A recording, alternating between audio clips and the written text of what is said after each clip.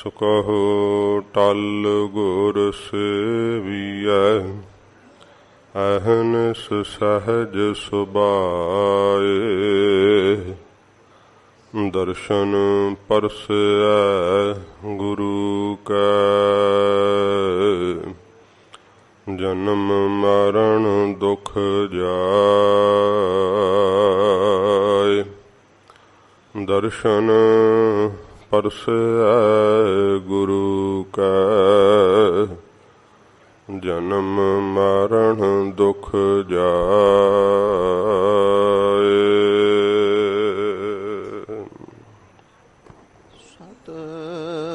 सतनाम श्री वाहेगुरु साहिब जीओ। पादोए परम भुलाणिया दूजा लगा हेत। लख शिंगार बनाया कारज नाहे केत। पादोए परम भुलाणिया दूजा लगा हेत। लख शिंगार बनाया कारज नाहे केत। जित दिन देह बिनसे तित वेला कैसा न प्रेत। पकड़ चलायन दूत जाम किसै नाह देने भेत। छड़ खड़ोते खिन माहे जिन स्यों लगा हेत। हाथ मरोड़ा तन कपे स्याह हुआ श्वेत। जेहा बीजा सो लुण कर्मा संदड़ा खेत। नानक प्रभु शरणागते चरण बोहेत प्रभु देत। से पादोए नरक ना पाइह गुर रखण वाला हेत। नानक प्रभु शरणागते चरण बोहेत प्रभु देत। से पादोए नरक ना पाइह गुर रखण वाला हेत।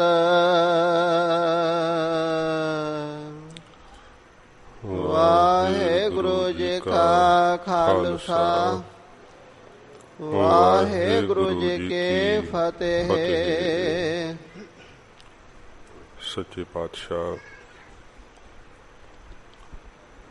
दीना बंधु चबर छत्र तख्त दे मालिक जागदी जोत धन साहिब श्री गुरु ग्रंथ साहिब जी महाराज हजूर दी परम दया सदका आप जी पंथ दे महान पवित्र स्थान तख्त सचखंड श्री हजूर श्री अबचल नगर साहिब विखे दर्शन दीदार करते हुए संगत दियां घड़ियां दा लाहा प्राप्त कर रहे हो। सच्चे पातशाह जी दे पावन दरबार अंदर तुर की बाणी दी लड़ीवार कथा दा समा है। ਪਿਆਰ ਸ਼ਰਧਾ ਨਾਲ ਸਤਿਗੁਰਾਂ ਜੀ ਦਾ ਅੰਮ੍ਰਿਤ ਉਪਦੇਸ਼ ਮਨ ਇਕਾਗਰ ਕਰਕੇ ਸਰਵਣ ਕਰੀਏ। ਹਜ਼ੂਰ ਦੇ ਪਾਵਨ ਚਰਨਾਂ ਦਾ ਧਿਆਨ ਕਰਦੇ ਹੋਏ ਆਖੋ ਜੀ ਸਤਿਨਾਮ ਸ਼੍ਰੀ ਵਾਹਿਗੁਰੂ ਸਾਹਿਬ ਜੀ। ਸਤਿਨਾਮ ਸ਼੍ਰੀ ਵਾਹਿਗੁਰੂ ਸਾਹਿਬ ਜੀ। ਸਤਿਨਾਮ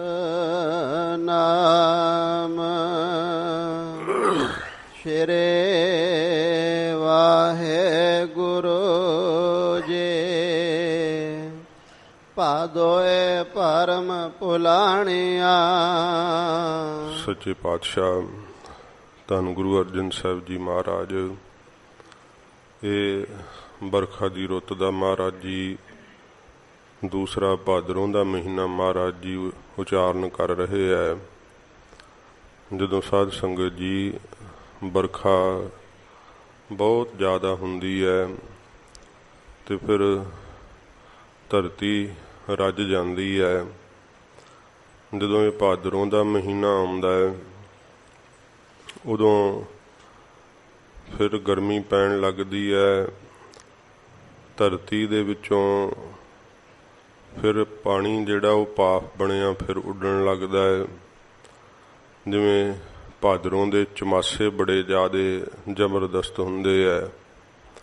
ਫਿਰ ਧਰਤੀ ਵੀ ਸੇਕ ਮਾਰਦੀ ਹੈ, ਉੱਤੋਂ ਆਸਮਾਨ ਵੀ ਸੇਕ ਮਾਰਦਾ ਹੈ, ਸੂਰਜ ਤਪਦਾ ਹੈ।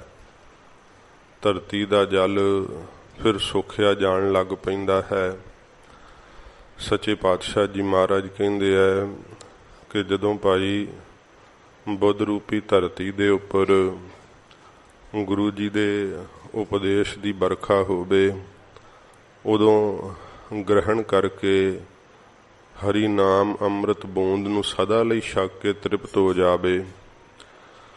ਤੇ ਜੇ ਸਾਧ ਸੰਗਤ ਜੀ ਕੱਲਾ ਸੁਣਿਆ ਹੀ ਹੈ ਤੇ ਉਸ ਨਾਮ ਅੰਮ੍ਰਿਤ ਨੂੰ ਹਿਰਦੇ ਤੱਕ ਨਹੀਂ ਪਹੁੰਚਾ ਸਕਿਆ, ਫਿਰ ਸਮਾਂ ਐਸਾ ਆਉਂਦਾ ਹੈ ਜਦੋਂ ਕਿਤੇ ਜ਼ਿੰਦਗੀ ਵਿੱਚ ਸਤਸੰਗਤ ਤੋਂ ਵਿਛੜ ਜਾਈਦਾ। ਕਿਉਂਕਿ ਜਦੋਂ ਮੱਛੀ ਪਾਣੀ ਵਿੱਚ ਰਹਿੰਦੀ ਹੁੰਦੀ ਹੈ ਨਾ, ਤੇ ਪਾਣੀ ਦੀ ਕੀਮਤ ਨਹੀਂ ਜਾਣਦੀ। ਪਾਣੀ ਦੀ ਕੀਮਤ ਉਹਨੂੰ ਉਦੋਂ ਪਤਾ ਲੱਗਦੀ ਹੈ ਜਦੋਂ ਪਾਣੀ ਤੋਂ ਵਿਛੜ ਜਾਂਦੀ ਹੈ। ਕਈ ਗੁਰੂ ਅਸਥਾਨਾਂ ਤੇ ਰਹਿੰਦੇ ਹੈ, ਸਤਸੰਗਤ ਵੀ ਕਰਦੇ ਹੈ, ਫਿਰ ਸੋਚਦੇ ਹੈ ਕਿ ਸ਼ਾਇਦ ਸੁਤੇ ਹੀ ਇਹ ਸਭ ਕੁਝ ਇੱਦਾਂ ਹੀ ਪ੍ਰਾਪਤ ਹੈ। ਗੁਰੂ ਸਾਹਿਬ ਦੇ ਐਡੇ ਮਹਾਨ ਅਸਥਾਨ ਦੀ ਵੀ ਅਹਿਮੀਅਤ ਮਨ ਦੇ ਅੰਦਰ ਨਹੀਂ ਪਤਾ ਲੱਗਦੀ। ਕਥਾ ਤੇ ਕੀਰਤਨ ਦਾ ਵੱਡਾ ਲਾਭ ਨਹੀਂ ਪਤਾ ਲੱਗਦਾ। ਸੁਣ ਕੇ ਧਾਰਨ ਕਰਨ ਦੀ, ਕਮਾਈ ਕਰਨ ਦੀ, ਨਾਮ ਅੰਮ੍ਰਿਤ ਨੂੰ ਪੀਣ ਦੀ ਸਾਧ ਸੰਗਤ ਜੀ ਉਹ ਕੀ ਵਾਰੀ ਖੁੰਝਾ ਲੈਂਦੇ ਹੈ। ਫਿਰ ਕਦੇ ਐਸਾ ਵਕਤ ਵੀ ਆਉਂਦਾ ਹੈ ਜਦੋਂ ਸਤਸੰਗਤ ਛੁੱਟ ਜਾਂਦੀ ਹੈ ਨਾ, ਫਿਰ ਪਤਾ ਲੱਗਦਾ ਹੈ। ਇੱਥੇ ਹਜ਼ੂਰ ਸਾਹਿਬ ਤੋਂ ਕਈ ਨੌਜਵਾਨ ਮੈਂ ਵਿਦੇਸ਼ ਵਿੱਚ ਵੇਖੇ, ਉੱਥੇ ਮਿਲੇ ਵੀ ਸੀਗੇ। ਜਦੋਂ ਹੁਣ ਵਿਦੇਸ਼ਾਂ ਦੀ ਧਰਤੀ ਤੇ ਰਹਿੰਦੇ ਹੈ ਤੇ ਹੁਣ ਹਜ਼ੂਰ ਸਾਹਿਬ ਚੇਤੇ ਆਉਂਦਾ। ਫਿਰ ਮਹਾਰਾਜ ਜੀ ਦਾ ਤਖਤ ਅਸਥਾਨ ਚੇਤੇ ਆਉਂਦਾ ਹੈ, ਕੀਰਤਨ ਕਥਾ ਚੇਤੇ ਆਉਂਦਾ ਹੈ, ਇੱਥੋਂ ਦੀਆਂ ਨੁਹਾਰਾਂ ਚੇਤੇ ਆਉਂਦੀਆਂ। ਕਿਉਂਕਿ ਜਦੋਂ ਹੋਈਏ ਉਦੋਂ ਉਹਦੀ ਅਹਿਮੀਅਤ ਨਹੀਂ ਪਤਾ। ਜਦੋਂ ਕੋਈ ਚੀਜ਼ ਛੁੱਟ ਜਾਂਦੀ ਹੈ ਉਦੋਂ ਜੀਵ ਨੂੰ ਪਤਾ ਲੱਗਦਾ ਹੈ ਕਿ ਤਾਂ ਬਹੁਤ ਵੱਡਾ ਮੁੱਲ ਸੀਗਾ, ਬੜੀ ਵੱਡੀ ਬਖਸ਼ਿਸ਼ ਸੀਗੀ। ਫਿਰ ਉਹਨਾਂ ਸਮਿਆਂ ਨੂੰ ਜੀਵ ਚੇਤੇ ਕਰਦਾ ਹੈ। ਪਰ ਸਾਧ ਸੰਗਤ ਜੀ ਬਿਹਾਰਾਂ ਵਿੱਚ ਫਿਰ ਖਚਤ ਹੋਣ ਕਰਕੇ ਉਨੀ ਸਤਸੰਗਤ ਨਹੀਂ ਹੁੰਦੀ। ਜਿੰਨਾ ਜੀਵ ਮਾਤਾ ਪਿਤਾ ਦੇ ਆਸਰੇ ਬਚਪਨ ਵਿੱਚ ਪਲਦਾ ਤੇ ਸੰਗਤ ਵਿੱਚ ਜ਼ਿਆਦਾ ਆਪਣਾ ਚਿੱਤ ਲਾ ਸਕਦਾ ਹੈ। क्योंकि जिंदगी दीयां ज़्यादियां जिम्मेवारियां नहीं पईयां हुंदियां। इस करके जदों बचपन विच संगत विच सहज आ जावे, कमाई करदियां नाम अमृत दी दात प्राप्त हो जावे, फिर साध संगत जी चित कदे विषयां दे सेक विच तपदे नहीं। जदों किते फिर विषयां दी बहुबलता हुंदी है ना, जिहड़ा साध संगत जी केवल सुनिया ही हुंदा है ना, वो थोड़े जल दी न्याई फिर बुद्धि रूपी धरती चों जल सोखिया जांदा है, फिर वो जल खिंचिया जांदा है, फिर ओहो जिहा ही मन उचाट हो जांदा है, नास्तिकां वालियां गल्लां करन लग जांदे है। सच्चे पातशाह जी महाराज ये भादरों दे महीने दा दसदे है कि भाई उन्हां अंदर ये जिहड़ा चमासा लगना ना, विषयां दा सेक पैंदा है, बुद्ध नास्तिक पुणे दा सेक मारन लग जांदी है। इहो जी हालत उन्हां दे अंदर फिर बन जांदी है, क्योंकि जिवें मंद विराग दा जिक्र आया सी ना, वो साध संगत जी जिवें आया बुला पाउण दा बुला की है, वो कथा कीर्तन सुन के ते थोड़ा चिर बड़ा विराग धारण करदे है, बड़ा ज़्यादा गुरमुखताई वालियां गल्लां भी करदे है, ते बहुत जिवें उन्हां नूं इउं लगदा हुंदा है कि मन साधिया गया है हुण। पर जदों किते फिर साध संगत जी विषयां दी तपश पैंदी है ते फिर सारा कुछ ही भुल जांदा है, विछड़ जांदा है। सच्चे पातशाह जी महाराज कहंदे ओ भाई उन्हां दी हालत वै भादरों दे महीने विच सतगुरु जी और जिंदगी दे अंदर चमासा ना लगे। ते साध संगत जी इत्थे महाराज दुहागणी इस्त्री दा दृष्टांत दे करके सतगुरु जी जिहड़ी भरम च पै करके भुल गई है, जिन्हों अपने पति दे उपर निश्चा नहीं रहा है, ਉਹਦਾ सतगुरु जी प्रमाण दे करके सानू हजूर सिक्ख्या बख्शदे हन। भादोए भरम भुलाणिया। भादरों दे महीने द्वारा सतगुरु जी कथन करते है कि भाई जिन्हां नूं भरम पै गया ते चित्त दी बिरती परमेश्वर वल्लों भुलाणियां भुल गई है। दूजा लगा हेत अपने पति नूं भुला ही दिता उन्होंने। दूजा लगा हेत जेरे दूजे है ना परपुरख, उन्हां विच जिहड़ा है हेत लग गया है, प्रेम लग गया है। जिहड़ा साध संगत जी दुआगणी इस्त्री हुंदी है, उहदा पति तां हुंदा है, पर की है कि औगणा करके पति ने उहदे औगण वेख के उहनूं छुट्टड़ कर दिता हुंदा है। इवें जीव नूं कई है कि गुरु वाले तां साध संगत जी बन जाते है, पर गुरु साहब की सिक्ख्या नूं कमा करके औगण नहीं त्यागदे, औगण नहीं छड्डदे। इस करके उन्हां दे औगण वेख करके महाराज दुहागण इस्त्री दी न्याई उन्हां दी चित्त दी बिरती नूं अपने नालों महाराज विछोड़ ही छड्डदे आ, ते वो फिर टुटे हुए आ वाहिगुरू नालों। सच्चे पातशाह जी महाराज फरमाउंदे हन इसे प्रकार ही भादोए भरम भुलाणिया। साध संगत जी भादोए भरम भुलाणिया, द्वय तो है द्वैत। द्वैत जिन्हां दे अंदर भा गई है ना, भाव द्वैत आ गई है, उन्हां दा मन भरम गया है परमेश्वर तो, ते परमेश्वर तो भुल गए है। ते जदों भुल गए हन महाराज कहंदे फिर की होया है। दूजा लगा हेत दूजा जिहड़े हन देवी देवते, उन्हां दे पूजा दे विच हेत प्रेम लग गया है कि फलाना देवता बड़ी जल्दी खुश हुंदा है, पदार्थ बड़ी जल्दी मिलदे है। उन्हां दी पूजा दे विच हेत लग गया, प्रेम लग गया। पति परमेश्वर नूं त्याग ही दिता। ਜਿਹੜੇ ਸਮਰੱਥ ਵਾਹਿਗੁਰੂ ਨੂੰ ਛੱਡ ਕਰਕੇ ਹੋਰਨਾਂ ਦੀ ਆਸ ਕਰਦੇ ਆ, ਜਿਵੇਂ ਮਹਾਰਾਜ ਪਿੱਛੇ ਆਇਆ ਸੀ ਉਪਦੇਸ਼ ਕੇ ਮਾਨਸ ਸੰਧੀ ਆਸ, ਤੇ ਸਾਧ ਸੰਗਤ ਜੀ ਉਹ ਫਿਰ ਉਹ ਹਾਲਤ ਹੈ ਕਿ ਜਿਵੇਂ ਪਤੀ ਵਰਤਾ ਇਸਤਰੀ ਤੇ ਆਪਣੇ ਪਤੀ ਵਿੱਚ ਨਿਸ਼ਚਾ ਰੱਖਦੀ ਆ ਨਾ, ਦੁਹਾਗਣ ਇਸਤਰੀ ਜਿਹੜੀ ਛੁੱਟੜ ਕਰ ਛੱਡੀ ਹੈ ਪਤੀ ਨੇ ਔਗਣ ਵੇਖ ਕਰਕੇ, ਉਹਦਾ ਆਪਣੇ ਪਤੀ ਵਿੱਚ ਨਿਸ਼ਚਾ ਨਹੀਂ ਪਰ ਪੁਰਖਾਂ ਨਾਲ ਪ੍ਰੀਤੀ ਹੈ। ਇਵੇਂ ਮਹਾਰਾਜ ਕਹਿੰਦੇ ਭਾਈ ਵਾਹਿਗੁਰੂ ਨਾਲ ਪ੍ਰੀਤ ਹੈ ਨਹੀਂ ਤੇ ਦੇਵੀ ਦੇਵਤਿਆਂ ਵਿੱਚ ਪ੍ਰੇਮ ਪਾਉਂਦੇ ਆ। ਇਉਂ ਸਾਧ ਸੰਗਤ ਜੀ ਕਈ ਨਾ ਭਾਵੇਂ ਕਿ ਬੜੇ ਸੱਚੇ ਦਿਲੋਂ ਵੀ ਆਪਣੀ ਅਰਦਾਸ ਕਰਦੇ ਹੁੰਦੇ ਐ ਤੇ ਪੱਥਰ ਦੀ ਮੂਰਤ ਅੱਗੇ ਰੋ ਰੋ ਕੇ ਬੜਾ ਬੜਾ ਹੱਥ ਜੋੜਦੇ ਐ, ਪਰ ਉਹ ਪੱਥਰ ਦੀ ਮੂਰਤ ਭਾਵਨਾ ਨਹੀਂ ਸਮਝ ਰਹੀ ਹੈ। ਦਿਲ ਦੇ ਅੰਦਰ ਕੀ ਭਾਵ ਹੈ ਉਹ ਨਹੀਂ ਪਤਾ ਹੈ। ਜਿਸ ਇਸ਼ਟ ਦੇਵ ਨੂੰ ਤੁਸੀਂ ਪੂਜ ਰਹੇ ਹੋ, ਜੇ ਇਸ਼ਟ ਦੇਵ ਵੀ ਤੁਹਾਡਾ ਜਾਣ ਨਹੀਂ ਰਿਹਾ ਭਾਵ, ਤੇ ਫਿਰ ਕਿਵੇਂ ਦੁੱਖ ਦੂਰ ਹੋ ਜਾਵੇਗਾ। ਇਸ ਕਰਕੇ ਸੱਚੇ ਪਾਤਸ਼ਾਹ ਜੀ ਮਹਾਰਾਜ ਕਹਿੰਦੇ, ਭਾਈ ਜਾਗਦੀ ਜੋਤ ਸਤਿਗੁਰੂ ਜੀ ਦੀ ਨਿਰੰਕਾਰ ਦੀ ਪੂਜਾ ਕਰੋ।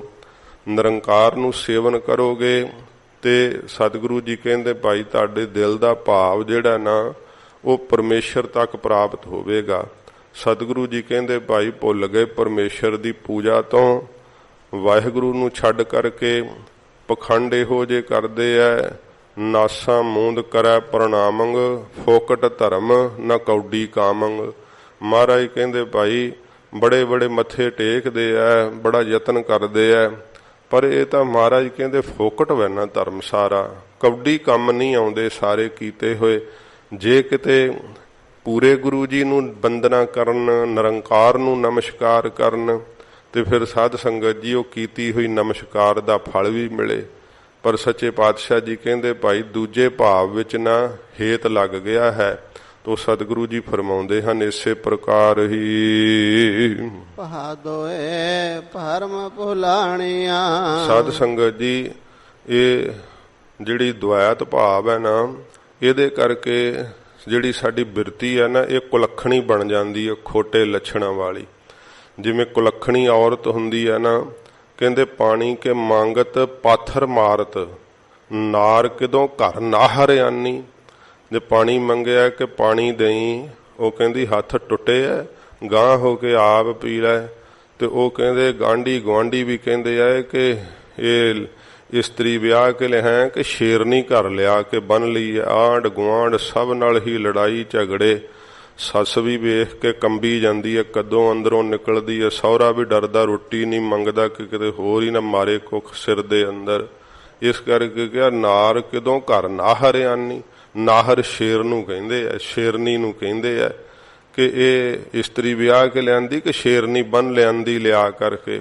ਸਭ ਉਹਦਾ ਸੁਭਾਅ ਵੇਖ ਕਰਕੇ ਹੀ ਦਰਾਣੀਆਂ ਜਠਾਣੀਆਂ ਸਭ ਛੱਡ ਜਾਂਦੀਆਂ ਕਿ ਇਹ ਤਾਂ ਲੜਾਈ ਦਾ ਘਰ ਹੈ ਨਿਰਾ। ਇਉਂ ਕੁਲੱਖਣੀ ਬਿਰਤੀ ਹੁੰਦੀ ਹੈ, ਖੋਟੇ ਲੱਛਣ, ਪੁੱਠੇ ਹੀ ਚੱਲਣਾ। ਉਹਦੇ ਤੇ ਮਹਾਂਪੁਰਖ ਇੱਕ ਦ੍ਰਿਸ਼ਟਾਂਤ ਦਿੰਦੇ ਸਾਧ ਸੰਗਤ ਜੀ।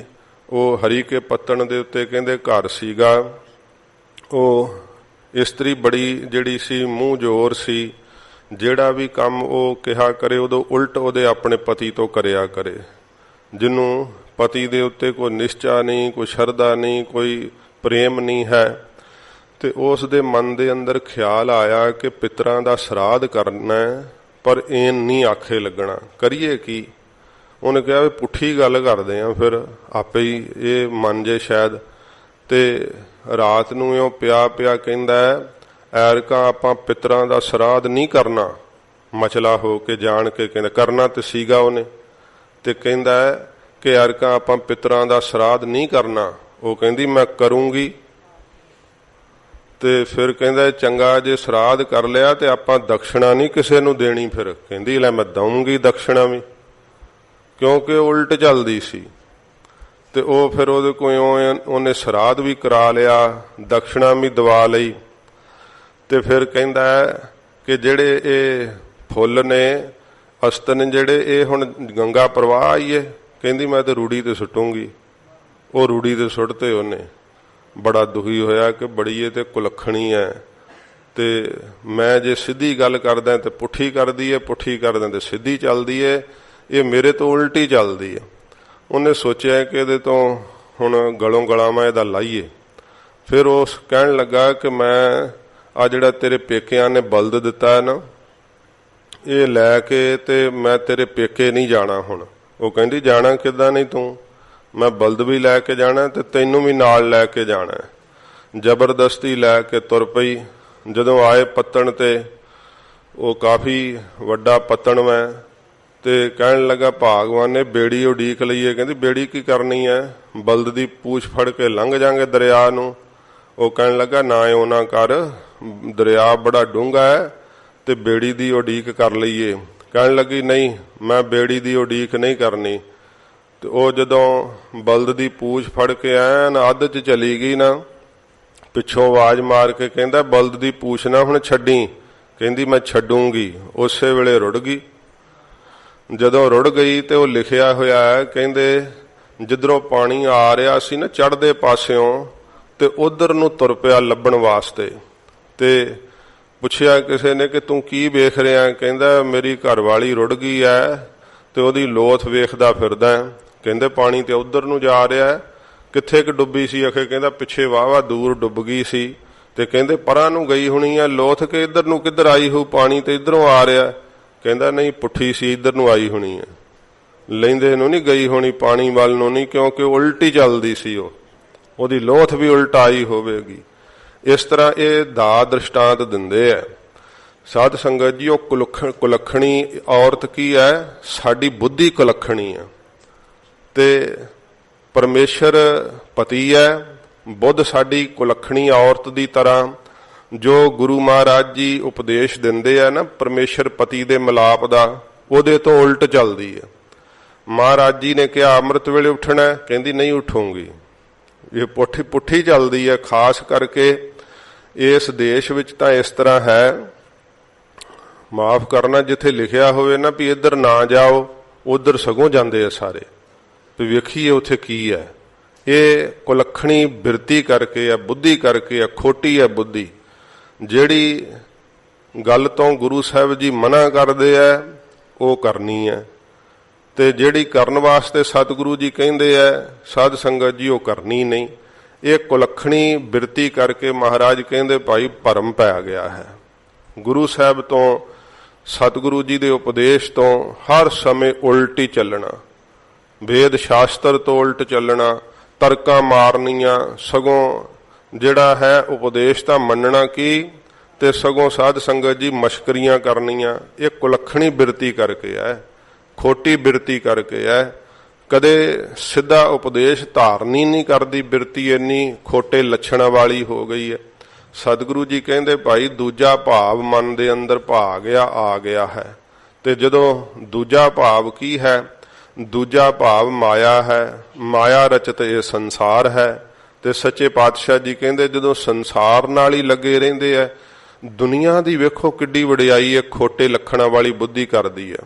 ਮਹਾਰਾਜ ਕਿਹਾ ਨਾ, ਕਬੁੱਧ ਡੂਮਣੀ ਕੁਦਇਆ ਕਸਾਇਣ ਪਰ ਨਿੰਦਾ ਘਟ ਚੂਹੜੀ। ਇਹ ਹਾਲਤ ਹੋਈ ਪਈ ਹੈ। ਤੇ ਸੰਸਾਰ ਦੀਆਂ ਗੱਲਾਂ ਕਰਨੀਆਂ ਹੋਣ ਤਾਂ ਬੜਾ ਇਹ ਬੁੱਧ ਜਿਹੜੀ ਆ ਤਤਪਰ ਹੋ ਜਾਂਦੀ ਹੈ, ਬੜੀ ਸਿਆਣਪ ਜ਼ਾਹਰ ਕਰਦੇ ਆ। ਤੇ ਜੇ ਕੋਈ ਗੁਰਮਤ ਦੀ ਗੱਲ, ਉਹ ਤਾਂ ਜੀ ਜਪਜੀ ਸਾਹਿਬ ਤਾਂ ਅਸੀਂ ਪੜ੍ਹਿਆ ਨਹੀਂ ਭਈ। ਇੰਨੀ ਉਮਰ ਹੋ ਗਈ, ਸਿੱਖਾਂ ਦੇ ਘਰਾਂ 'ਚ ਜਨਮ ਲਿਆ, ਗੁਰਮਤ ਦਾ ਬਿਲਕੁਲ ਨਹੀਂ ਪਤਾ ਹੈ। ਅਸੀਂ ਖੋਟੀ ਲੱਖਣਾਂ ਵਾਲੀ ਬੁੱਧ ਹੈ। ਮਹਾਰਾਜ ਕਹਿੰਦੇ ਫਿਰ ਭਾਈ ਭਰਮ 'ਚ ਪੈਣਾ ਹੀ ਸੀ ਨਾ, ਭਰਮ ਤਾਂ। ਤੇ ਭਰਮ 'ਚ ਪੈ ਕਰਕੇ ਸਤਿਗੁਰੂ ਜੀ ਕਹਿੰਦੇ ਭਾਈ ਉਹ ਬੁੱਧ ਜਿਹੜੀ ਆ ਪਰਮੇਸ਼ਰ ਤੋਂ ਭੁੱਲ ਗਈ ਹੈ। ਬੁੱਧੀ ਪਰਮੇਸ਼ਰ ਦੇ ਨੇੜੇ ਜਾਂਦੀ ਹੈ ਪਹਿਲਾਂ, ਫਿਰ ਨਿਰਣਾ ਕਰ ਪਾਉਂਦੀ ਹੈ। ਸਾਧ ਸੰਗਤ ਜੀ ਸੰਕੇਤ ਦਿੰਦੀ ਹੈ, ਪਰ ਬੁੱਧੀ ਜਿਹੜੀ ਹੈ ਖੋਟੇ ਕੁਲੱਖਣਾਂ ਵਾਲੀ ਤੇ ਪੁੱਠਾ ਹੀ ਚੱਲਦੀ ਹੈ। ਗੁਰੂ ਸਾਹਿਬ ਦੇ ਉਪਦੇਸ਼ ਨੂੰ ਧਾਰਨੀ ਨਹੀਂ ਕਰਦੀ। ਸੱਚੇ ਪਾਤਸ਼ਾਹ ਜੀ ਮਹਾਰਾਜ ਕਹਿੰਦੇ ਹੋ ਭਾਈ ਭਰਮ ਪੈ ਗਿਆ ਸਰੂਪ ਦਾ, ਤੇ ਭੁੱਲ ਗਏ ਪਰਮੇਸ਼ਰ ਵੱਲੋਂ। ਦੂਜੈ ਲੱਗਾ ਹੇਤ, ਜਿਹੜੇ ਦੁਜਾਇਗੀ ਪਾਉਣ ਵਾਲੇ ਪਦਾਰਥ ਹੈ ਨਾ, ਉਹਨਾਂ ਵਿੱਚ ਹੇਤ ਲੱਗਾ ਹੈ। ਕਰ ਲੋ ਇਕੱਠੇ ਜਿੰਨੇ ਹੁੰਦੇ ਆ, ਮਾਇਆ ਵਿੱਚ ਹੇਤ ਲੱਗਾ, ਪ੍ਰੇਮ ਲੱਗਾ ਹੋਇਆ ਹੈ। ਸੱਚੇ ਪਾਤਸ਼ਾਹ ਜੀ ਕਹਿੰਦੇ ਭਾਈ ਜਿਹੜੀ ਏਕਤਾ ਵਾਲੀ ਕੋਈ ਵੀ ਜਿਹਦੀ ਧਾਰਨੀ ਨਹੀਂ ਕੀਤੀ ਹੋਈ, ਤੇ ਹੇਤ ਜਿਹੜਾ ਹੈ ਮਹਾਰਾਜ ਕਹਿੰਦੇ ਪ੍ਰੇਮ ਭਾਈ, ਇਹ ਦੂਜਿਆਂ ਰਸਾਂ ਦੇ ਅੰਦਰ ਲੱਗ ਗਿਆ, ਰਸਾਂ ਕਸਾਂ ਵਿੱਚ ਪ੍ਰੇਮ ਕਰਦੀ ਹੈ ਖੋਟੀ ਬੁੱਧ। ਇਹੋ ਜੀ ਜੀਵ ਰੂਪੀ ਇਸਤਰੀ ਮਹਾਰਾਜ ਕਹਿੰਦੇ ਭਾਈ ਭੁੱਲ ਗਈ ਹੈ। ਇਸੇ ਪ੍ਰਕਾਰ ਹੀ ਭਾਦੋਏ ਭਰਮ ਭੁਲਾਣੀਆਂ। ਸਾਧ ਸੰਗਤ ਜੀ ਭਾਦੋਂ ਦੇ ਮਹੀਨੇ ਵਿੱਚ ਸਤਿਗੁਰੂ ਜੀ ਨੇ ਭਰਮ ਦਾ ਜ਼ਿਕਰ ਕੀਤਾ। ਮਹਾਰਾਜ ਕਹਿੰਦੇ ਭਾਈ ਭਰਮ ਵਿੱਚ ਪੈ ਕੇ ਜੀਵ ਭੁੱਲ ਜਾਂਦਾ ਹੈ। ਪਰਮੇਸ਼ਰ ਤੋਂ ਭੁੱਲਿਆ ਨਾ, ਤੇ ਭੁੱਲਿਆ ਕੀ ਹੈ? ਪਰਮੇਸ਼ਰ ਹੀ ਨਹੀਂ ਦਿਸਦਾ, ਪਰਮੇਸ਼ਰ ਦਾ ਸਪਰਸ਼ ਹੀ ਨਹੀਂ ਪ੍ਰਾਪਤ ਹੁੰਦਾ। ਫਿਰ ਕਹਿੰਦੇ ਆ ਤੁਸੀਂ ਕਹਿੰਦੇ ਹੋ ਰੱਬ ਹੈ, ਤੇ ਸਿੱਧ ਕਰੋ ਰੱਬ ਕਿਵੇਂ ਹੈ। ਪਰਮੇਸ਼ਰ ਹੈ ਤੇ ਉਹ ਕਿਵੇਂ ਹੈ? ਸੱਚੇ ਪਾਤਸ਼ਾਹ ਜੀ ਮਹਾਰਾਜ ਕਹਿੰਦੇ ਐ ਸਗਲ ਬਨਸਪਤ ਮੈਂ ਬੈਸੰਤਰ, ਸਗਲ ਦੂਧ ਮਹਿ ਘੀਆ। ਸਤਿਗੁਰੂ ਪਾਤਸ਼ਾਹ ਜੀ ਮਹਾਰਾਜ ਕਹਿੰਦੇ ਐ ਕਿ ਜਿਵੇਂ ਸਾਰੀ ਬਨਸਪਤੀ ਦੇ ਅੰਦਰ ਅੱਗ ਮੌਜੂਦ ਹੈ ਪਰ ਦਿਸਦੀ ਹੈ, ਦਿਸਦੀ ਨਹੀਂ ਬਾਹਰ।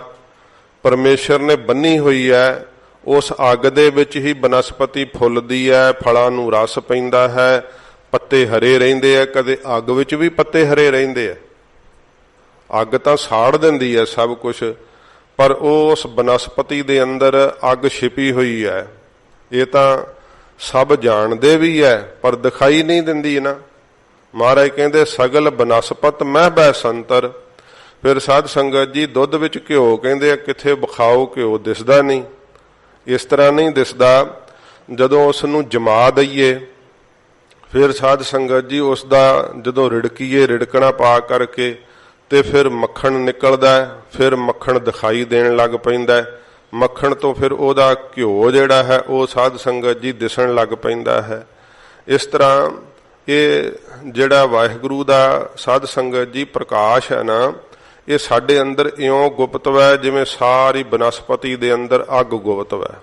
ਇਵੇਂ ਪਰਮੇਸ਼ਰ ਅੰਦਰ ਹੈ, ਪਰ ਮਹਾਰਾਜ ਕਹਿੰਦੇ ਭਾਈ ਉਹਦਾ ਭਾਵ ਜਿਹੜਾ ਨਾ ਇਹ ਭਰਮ ਕਰਕੇ ਜੀਵ ਨੂੰ ਪ੍ਰਾਪਤ ਨਹੀਂ ਹੋ ਰਿਹਾ। ਹੁਣ ਕਹੇ ਕਿ ਅੱਗ ਨਹੀਂ ਹੈ, ਪਰ ਅੱਗ ਤਾਂ ਹੈ ਬਨਸਪਤੀ ਦੇ ਅੰਦਰ। ਭਰਮ ਕਰਕੇ ਹੀ ਜੀਵ ਕਹਿੰਦਾ ਨਹੀਂ ਹੈ। ਫਿਰ ਦੁੱਧ ਦੇ ਵਿੱਚ ਘਿਓ ਭਰਮ ਕਰਕੇ ਕਹਿੰਦਾ ਕਿ ਨਹੀਂ ਹੈ, ਪਰ ਉਹ ਤਾਂ ਹੈ ਉੱਥੇ। ਪਰ ਉਹਦੇ ਲਈ ਸਾਧ ਸੰਗਤ ਜੀ ਕੀ ਹੈ, ਯਤਨ ਕਰਨਾ ਪੈਂਦਾ ਹੈ। ਨਿਸ਼ਕਾਮ ਕਰਮਾਂ ਨੂੰ ਸਾਧ ਸੰਗਤ ਜੀ ਨਿਸ਼ਕਾਮ ਕਰਮਾਂ ਰੂਪੀ ਦੁੱਧ ਹੈ। ਸੱਚੇ ਪਾਤਸ਼ਾਹ ਜੀ ਮਹਾਰਾਜ ਕਿਹਾ ਨਾ ਕਿ ਭਾਈ ਜਪੋ ਤਾਂ ਏਕੋ ਨਾਮਾ ਅਵਰ ਨਿਰਾਫਲ ਕਾਮਾ। ਇਹ ਸਤਿਗੁਰੂ ਜੀ ਨੇ ਕਿਹਾ ਕਿ ਭਾਂਡਾ ਧੋਏ ਬੈਸ ਧੂਪ ਦੇਵਹੁ, ਤਉ ਦੂਧੇ ਕਉ ਜਾਵਹੁ, ਦੂਧ ਕਰਮ ਫੁਨ ਸੁਰਤ ਸਮਾਇਣ ਹੋਏ ਨਿਰਾਸ ਜਮਾਵਹੁ।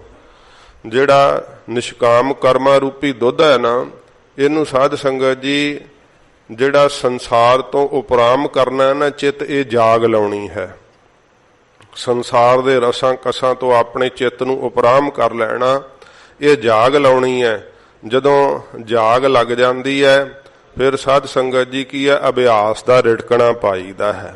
ਇਹੋ ਮਨ ਈਟੀ ਹਾਥ ਕਰੋ ਫੁਨ ਨੇਤਰੋ ਨੀਂਦ ਨਾ ਆਵੇ। ਇਹ ਸਾਧ ਸੰਗਤ ਜੀ ਮਨ ਦੀ ਇਕਾਗਰਤਾ ਜਿਹੜੀ ਹੈ ਈਟੀਆਂ ਬਣਾਉਣੀਆਂ ਹਨ, ਤੇ ਨੇਤਰਾ ਕਿਹੜਾ ਪਾਉਣਾ ਹੈ, ਜਿਹੜੇ ਸਵਾਸ ਅੰਦਰ ਨੂੰ ਤੇ ਬਾਹਰ ਨੂੰ ਜਾ ਰਹੇ ਨਾ, ਲਗਾਤਾਰ ਵਗ ਰਹੇ ਆ ਸਾਹ, ਇਹ ਨੇਤਰਾ ਪਾ ਦੇਣਾ ਹੈ। ਤੇ ਬਾਰ-ਬਾਰ ਜਿਹੜਾ ਆਉਂਦੇ ਜਾਂਦੇ ਸਵਾਸਾਂ ਨਾਲ ਵਾਹਿਗੁਰੂ ਵਾਹਿਗੁਰੂ ਵਾਹਿਗੁਰੂ ਜਪਣਾ ਨਾ, ਉਹਦੀ ਬਾਬਤ ਸਤਿਗੁਰਾਂ ਕਿਹਾ ਹਰਿ ਕਾ ਬਿਲੋਵਨਾ, ਬਿਲੋਵੋ ਮੇਰੇ ਭਾਈ ਸਹਿਜ ਬਿਲੋਵੋ ਜੈਸੇ ਤਤ ਨਾ ਜਾਈ। ਜਪੋ ਤਾਂ ਏਕੋ ਨਾਮਾ, ਇੱਕ ਨਾਮ ਜਪੋ। ਜਦੋਂ ਨਾਮ ਇਸ ਤਰ੍ਹਾਂ ਜਪੋਗੇ, ਅਭਿਆਸ ਕਰੋਗੇ, ਫਿਰ ਸਾਧ ਸੰਗਤ ਜੀ ਉਹਦੇ ਰਿੜਕਣ ਕਰਕੇ ਕੀ ਹੋਊਗਾ ਕਿ ਬ੍ਰਹਮ ਗਿਆਨ ਰੂਪੀ ਮੱਖਣ ਨਿਕਲ ਆਵੇਗਾ। ਤੇ ਫਿਰ ਬ੍ਰਹਮ ਗਿਆਨ ਰੂਪੀ ਜਦੋਂ ਮੱਖਣ ਪ੍ਰਾਪਤ ਹੋ ਜੇ ਨਾ, ਜਿਹਨੂੰ ਕੋਈ ਖੁਸ਼ਕੀ ਹੋਈ ਹੁੰਦੀ ਹੈ ਨਾ, ਮੱਖਣ ਖਾਣ ਨਾਲ ਐਨ ਤਰਾਵਟ ਆ ਜਾਂਦੀ ਹੈ, ਸਭ ਖੁਸ਼ਕੀਆਂ ਚੱਕੀਆਂ ਜਾਂਦੀਆਂ।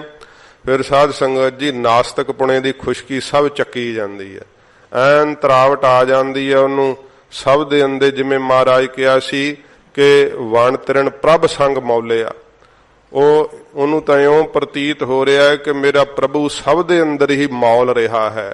ਕੀ ਜੰਗਲ ਦੇ ਬ੍ਰਿਕਸ਼ ਹਨ, ਕੀ ਕੱਖ ਹਨ, ਸਭ ਦੇ ਅੰਦਰ ਹੀ ਪ੍ਰਭੂ ਮੌਲਿਆ ਹੋਇਆ ਹੈ, ਮਿਲਿਆ ਹੋਇਆ ਹੈ। ਜਿਸ ਦੀ ਬਾਬਤ ਪਹਿਲੋਂ ਇਹ ਕਹਿ ਰਿਹਾ ਸੀ ਕਿ ਦਿਸਦਾ ਨਹੀਂ ਹੈ। ਤੇ ਸਾਧ ਸੰਗਤ ਜੀ ਫਿਰ ਸਾਖਿਆਤਤਾ ਕੀ ਆ, ਭੇਦਤਾ ਕੀ ਹੈ, ਜਦੋਂ ਕਿ ਸਰੀਰ ਵੀ ਛੁੱਟ ਜਾਣਾ, ਫਿਰ ਉਹ ਘਿਓ ਦਾ ਵਾਸਤਵ ਰੂਪ ਹੈ ਤਾਂ ਦੁੱਧ ਦੇ ਅੰਦਰ, ਪਰ ਉਹਦੇ ਲਈ ਕਮਾਈ ਸਾਧਨਾ ਕਰਨੀ ਪੈਂਦੀ ਹੈ।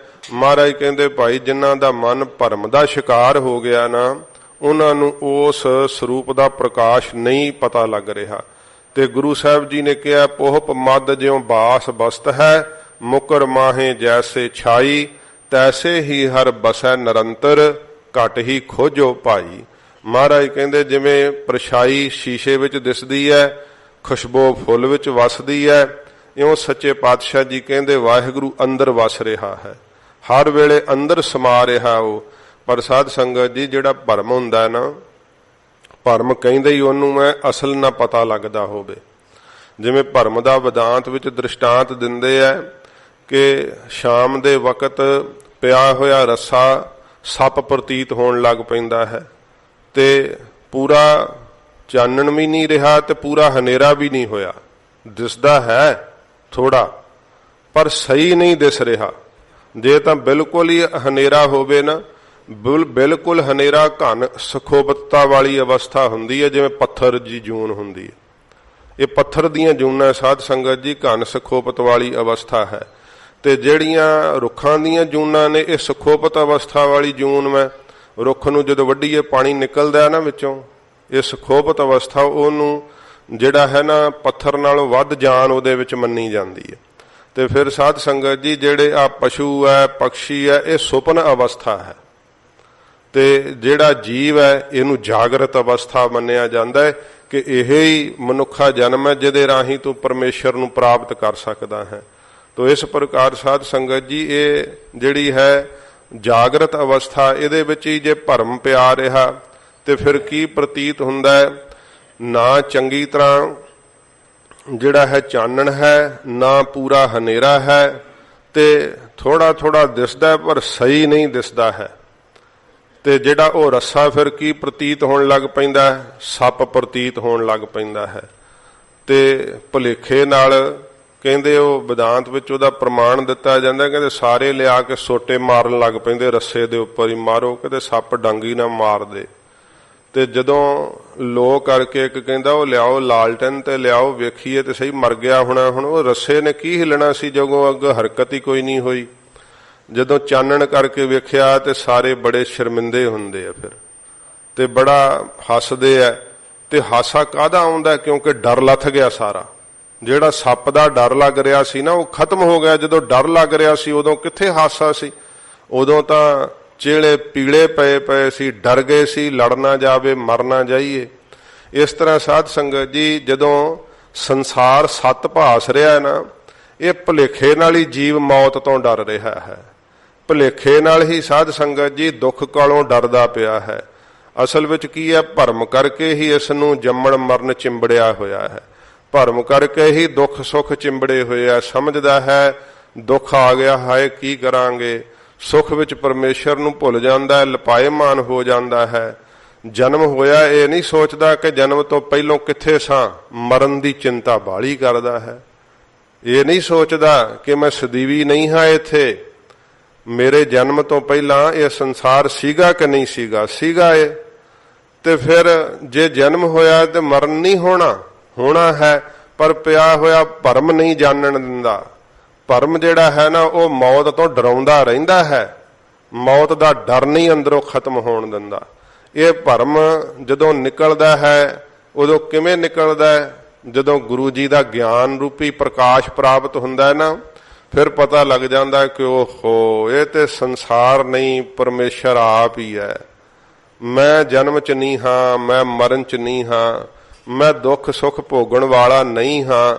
ਕਿੱਥੇ ਤੂੰ ਮਨਾ ਦੁੱਖ ਸੁੱਖ ਭੋਗਣ ਵਾਲਾ ਬਣਿਆ ਪਿਆ, ਕਿੱਥੇ ਤੂੰ ਆਪਣੇ ਆਪ ਨੂੰ ਸਰੀਰ ਸਮਝ ਕੇ ਜੰਮਣ ਤੇ ਮਰਨ ਚ ਫਸਿਆ ਪਿਆ। ਤੂੰ ਤਾਂ ਅਮਰ ਹੈ, ਤੂੰ ਤੇ ਅਟਲ ਹੈ, ਸਦਾ ਰਹਿਣ ਵਾਲਾ ਹੈ। ਇਸੇ ਕਰਕੇ ਕਬੀਰ ਸਾਹਿਬ ਜੀ ਨੇ ਭਾਈ ਇਹ ਸ਼ਬਦ ਕਹੇ ਹੈ ਕਿ ਮੈਂ ਨਾ ਮਰੋ ਮਰਬੋ ਸੰਸਾਰਾ, ਅਬ ਮੋਹ ਮਿਲਿਓ ਹੈ ਜੀਆਵਨ ਹਾਰਾ। ਕਹਿੰਦੇ ਮੈਨੂੰ ਤਾਂ ਸਦਾ ਰਹਿਣ ਵਾਲਾ, ਜਿਹਦਾ ਜਿਉਂਦਾ ਰਹਿਣ ਵਾਲਾ ਸਰੂਪ ਉਹ ਮਿਲ ਗਿਆ ਹੈ। ਮੈਂ ਨਹੀਂ ਮਰਨਾ, ਸਾਰਾ ਸੰਸਾਰ ਮਰ ਜਾਏਗਾ। ਕਿਉਂਕਿ ਜਿਹੜੇ ਸਾਧ ਸੰਗਤ ਜੀ ਸੰਸਾਰ ਸਮਝਦੇ ਆ ਨਾ, ਸਰੀਰ ਸਮਝਦੇ ਹੈ, ਦੁੱਖ ਸਮਝਦੇ ਹੈ, ਸੁੱਖ ਸਮਝਦੇ ਹੈ, ਉਹ ਸਾਰਾ ਕੁਝ ਹੀ ਫਿਰ ਭੋਗਦੇ ਹੈ। ਜਿਹੜੇ ਇਸ ਪ੍ਰਕਾਰ ਰੱਸੇ ਨੂੰ ਸੱਪ ਸਮਝਦੇ ਸੀ ਉਹ ਡਰੀ ਜਾਂਦੇ ਸੀ, ਡਾਂਗਾ ਵੀ ਮਾਰਦੇ ਸੀ, ਪਰ ਜਦੋਂ ਲੋਹ ਹੋ ਗਈ ਉਸੇ ਸਮੇਂ ਹੱਸਣ ਲੱਗ ਪਏ, ਸਾਰਾ ਭੈ ਹੀ ਖਤਮ ਹੋ ਗਿਆ। ਤੇ ਇਸੇ ਤਰ੍ਹਾਂ ਜਿਹਨੂੰ ਪਤਾ ਲੱਗ ਜਾਂਦਾ ਨਾ, ਭੇਦ ਖੁੱਲ ਜਾਂਦਾ, ਭਰਮ ਨਾਸ਼ ਹੋ ਜਾਂਦਾ ਹੈ।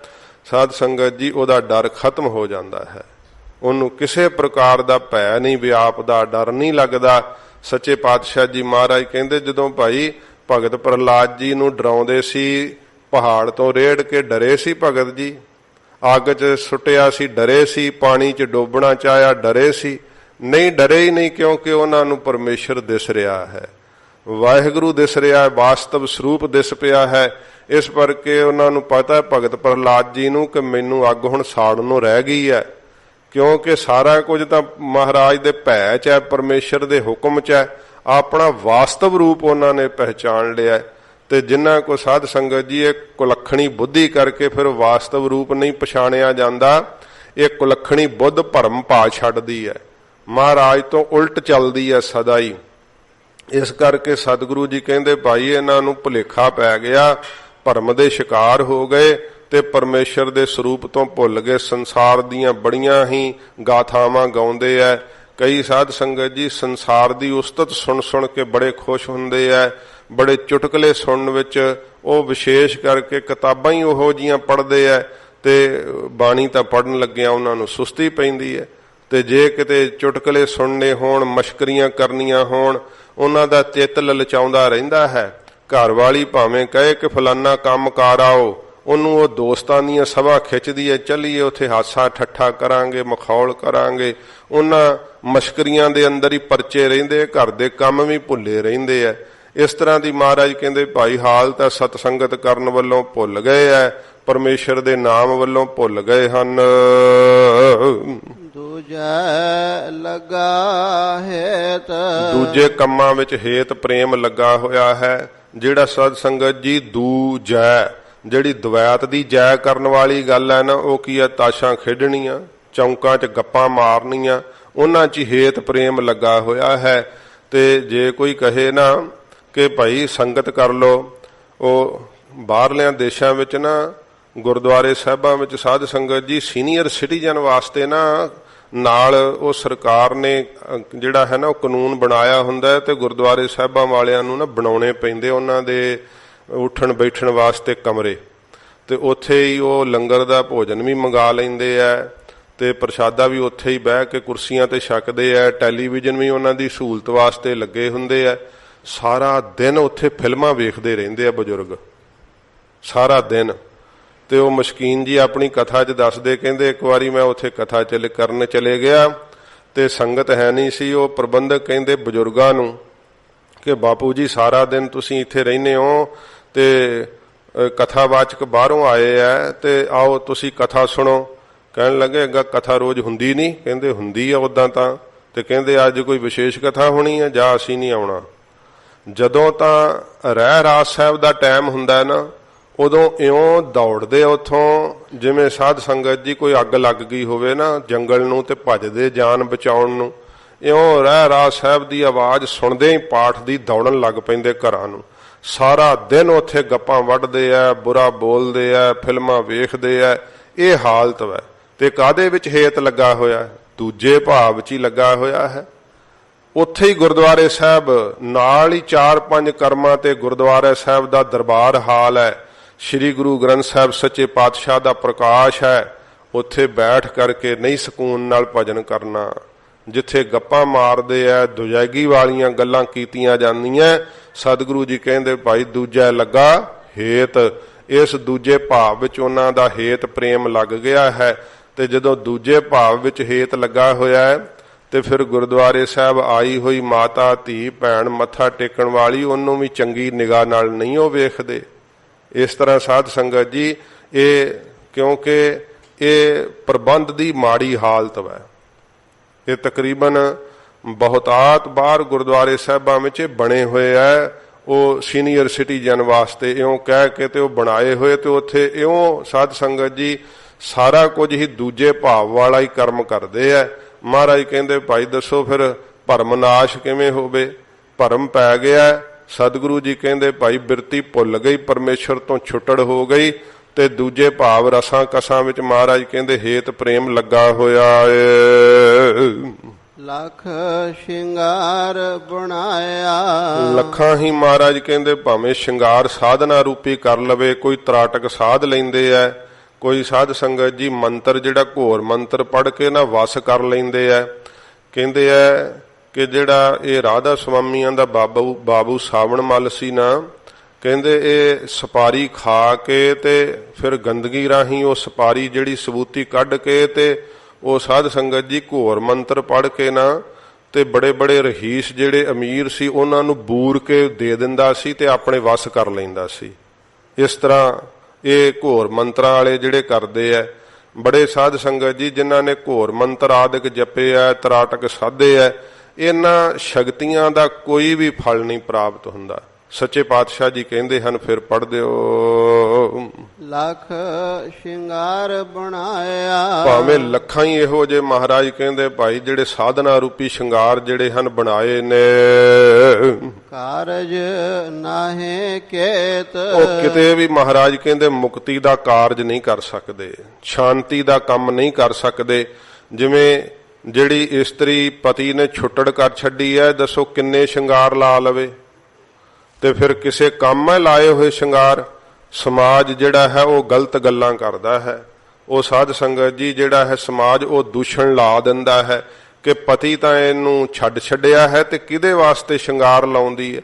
ਇਸ ਤਰ੍ਹਾਂ ਮਹਾਰਾਜ ਕਹਿੰਦੇ ਭਾਈ ਵਾਹਿਗੁਰੂ ਦਾ ਨਾਮ ਤਾਂ ਜਪਣਾ ਛੱਡ ਦਿੱਤਾ ਹੈ, ਤਰਾਟਕ ਸ਼ਕਤੀਆਂ ਸਾਧ ਲਈਆਂ ਨੇ, ਘੋਰ ਮੰਤਰ ਸਿੱਖ ਲਏ ਹੈ, ਦਸਮ ਦਵਾਰ ਦੇ ਅੰਦਰ ਸੁਰਤ ਚੜਾਉਣੀ ਸਿੱਖ ਲਈ ਹੈ। ਕਈਆਂ ਨੂੰ ਤਾਂ ਦਸਮ ਦਵਾਰ ਦੀ ਸਾਧ ਸੰਗਤ ਜੀ ਹੈ ਤਾਂ ਸਹੀ ਅਵਸਥਾ, ਪਰ ਇਹਦੇ ਤੇ ਅਟਕ ਕੇ ਹੀ ਜੇ ਇਹਦਾ ਮਾਣ ਕਰਨ ਲੱਗ ਜਾਵੇ ਤੇ ਉਹ ਕਹਿੰਦੇ ਆ ਕਿ ਇਹਦੇ ਵਿੱਚ ਵੀ ਸਾਧ ਸੰਗਤ ਜੀ ਅਸਲ ਤਾਂ ਵਾਸ਼ਨਾ ਰੱਖ ਕੇ ਬਿਰਤੀ ਟਿਕਾਉਣੀ ਪੈਂਦੀ ਹੈ। ਕੋਈ ਨਾ ਕੋਈ ਇੱਛਾ ਹੀ ਹੁੰਦੀ ਹੈ ਨਾ, ਇੱਛਾ ਦੇ ਸਹਿਤ ਹੀ ਜੋਗੀਆਂ ਨੂੰ ਇੱਛਾ ਹੁੰਦੀ ਹੈ ਕਿ ਸੰਸਾਰ ਸਾਡੀ ਪੂਜਾ ਕਰੇ ਤੇ ਉਮਰਾਂ ਸਾਡੀ ਲੰਬੀ ਹੋਵੇ, ਵਿਸ਼ੇ ਰਸ ਕਸ ਵੀ ਭੋਗ ਸਕੀਏ। ਇਸ ਤਰ੍ਹਾਂ ਦੀਆਂ ਇੱਛਾ ਰੱਖ ਕੇ ਮਛਿੰਦਰਨਾਥ ਵੀ ਅਮਰੂ ਦੀ ਦੇਹ 'ਚ ਤਾਂ ਹੀ ਵੜਿਆ ਸੀ ਨਾ।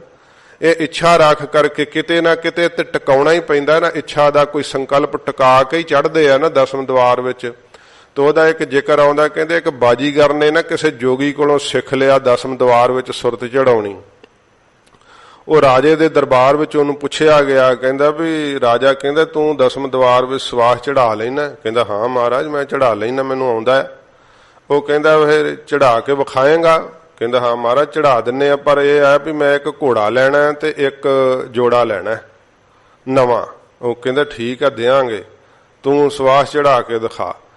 ਤੇ ਉਹ ਬਾਜੀਗਰ ਜਿਹੜਾ ਸੀ ਸਵਾਸ ਚੜਾ ਕੇ ਬੈਠ ਗਿਆ। ਜੋਗੀ ਕੋਲੋਂ ਉਹਨੇ ਵੀ ਚੜਾਉਣੇ ਸਿੱਖੇ ਸੀ, ਉਤਾਰਨੇ ਸਿੱਖੇ ਨਹੀਂ ਸੀ, ਤੇ ਸਵਾਸ ਚੜਾ ਕੇ ਬਹਿ ਗਿਆ।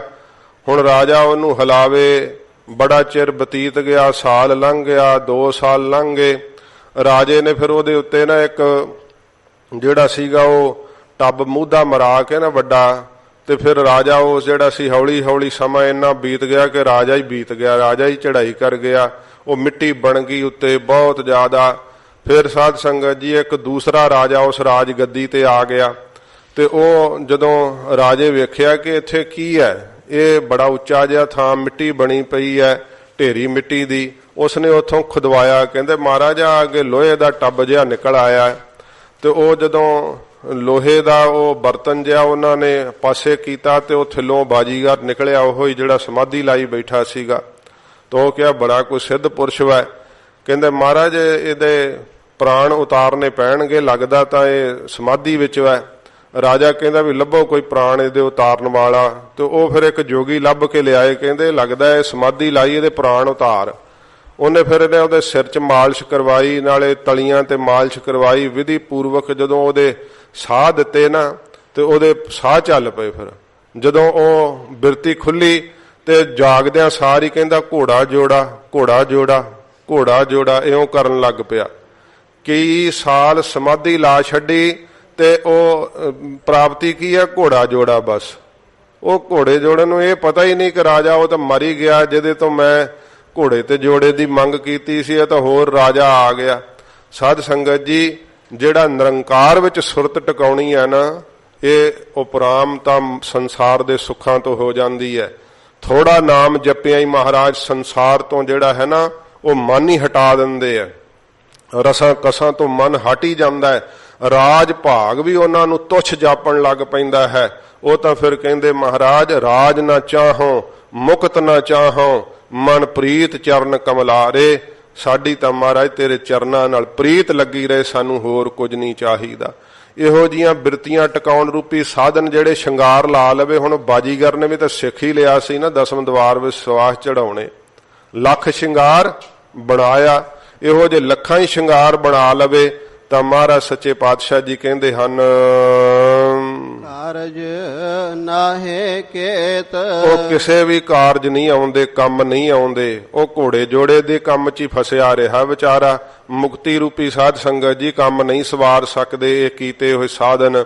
ਜਿਹੜੇ ਸਾਧ ਸੰਗਤ ਜੀ ਕਈ ਘੋਰ ਮੰਤਰਾਂ ਵਾਲੇ ਹੁੰਦੇ ਆ ਨਾ, ਇਹ ਸੰਤ ਗਿਆਨੀ ਗੁਰਬਚਨ ਸਿੰਘ ਜੀ ਮਹਾਂਪੁਰਖਾਂ ਨੇ ਆਪਦੀ ਕਥਾ 'ਚ ਜ਼ਿਕਰ ਕੀਤਾ ਹੈ। ਮਹਾਂਪੁਰਖ ਜੋ ਗੁਰੂ ਹਰਗੋਬਿੰਦ ਸਾਹਿਬ ਜੀ ਦਾ ਸਥਾਨ ਹੈ ਨਾ, ਦਮਦਮਾ ਸਾਹਿਬ, ਜਿੱਥੇ ਮਹਾਰਾਜ ਦੂਜਾ ਯੁੱਧ ਫਤਿਹ ਕੀਤਾ ਸਤਿਗੁਰਾਂ ਜੀ ਨੇ, ਉਧਰ ਤੁਰ ਕੇ ਜਾ ਰਹੇ ਸੀ ਕਥਾ ਕਰਨ ਵਾਸਤੇ। ਤੇ ਰਸਤੇ ਵਿੱਚ ਸਾਧ ਸੰਗਤ ਜੀ ਇੱਕ ਜੋਗੀ ਦਾ ਪੜਾਅ ਸੀਗਾ, ਤੇ ਸਿੰਘ ਉੱਥੇ ਖੂਹ ਤੇ ਜਲ ਛਕਣ ਵਾਸਤੇ ਰੁਕ ਗਏ ਤੇ ਸਲਾਹ ਕੀਤੀ ਕਿ ਚਲੋ ਇਹ ਜੋਗੀ ਪੁਰਖ ਲੱਗਦਾ ਹੈ, ਚਲੋ ਦਰਸ਼ਨ ਕਰ ਚੱਲੀਏ। ਜਦੋਂ ਉਹਦੇ ਕੋਲ ਗਏ ਤੇ ਕਹਿੰਦਾ ਵੀ ਬਹਿ ਜਾਓ ਸਿੰਘੋ। ਸਿੰਘ ਕਹਿੰਦੇ ਸਾਡੇ ਕੋਲ ਪੋਥੀਆਂ ਗੁਟਕੇ ਸਾਹਿਬ ਹੈ, ਅਸੀਂ ਥੱਲੇ ਨਹੀਂ ਬਹਿ ਸਕਦੇ, ਤੂੰ ਮੰਜੇ ਤੇ ਬੈਠਾ। ਇਹ ਸਾਧ ਸੰਗਤ ਜੀ ਗੁਰਬਾਣੀ ਦਾ ਅਦਬ ਕਰਨਾ ਸਾਨੂੰ ਸਿੱਖਣਾ ਚਾਹੀਦਾ। ਜੇ ਕੋਈ ਸੰਤ ਮਹਾਂਪੁਰਸ਼ ਦੇ ਕੋਲ ਜਾਏ ਤੇ ਤੁਸੀਂ ਗੁਟਕਾ ਸਾਹਿਬ ਆਪਣੇ ਕੋਲ ਝੋਲੀ ਵਿੱਚ ਜਾਂ ਖਜ਼ਾਨੇ ਵਿੱਚ ਪਾਇਆ ਹੋਇਆ ਨਾ, ਤੇ ਕਿਸੇ ਵੀ ਸੰਤ ਮਹਾਂਪੁਰਸ਼ ਤੋਂ ਨੀਵੇਂ ਥਾਂ ਤੇ ਨਾ ਬੈਠੋ, ਕਿਉਂਕਿ ਤੁਹਾਡੇ ਕੋਲ ਸਤਿਗੁਰਾਂ ਜੀ ਦੀ ਬਾਣੀ ਹੈ। ਫਿਰ ਗੁਟਕੇ ਸਾਹਿਬ ਦਾ ਜੇ ਨਰਾਦਰ ਕਰੋਗੇ, ਸਤਿਗੁਰਾਂ ਦੀ ਬਾਣੀ ਦਾ ਨਰਾਦਰ ਹੈ। ਇਸ ਕਰਕੇ ਇਹ ਚੀਜ਼ਾਂ ਗੁਰੂ ਘਰ ਵਿੱਚੋਂ ਸਿੱਖਣ ਨੂੰ ਮਿਲਦੀਆਂ। ਉਹ ਜੋਗੀ ਨੂੰ ਇਸ ਗੱਲ ਦਾ ਪਤਾ ਨਹੀਂ ਸੀ। ਕਹਿਣ ਲੱਗਾ ਮੈਨੂੰ ਬਿਠਾਉਣੇ ਆਉਂਦੇ ਆ, ਮੈਂ ਬਿਠਾ ਲਾਂਗਾ।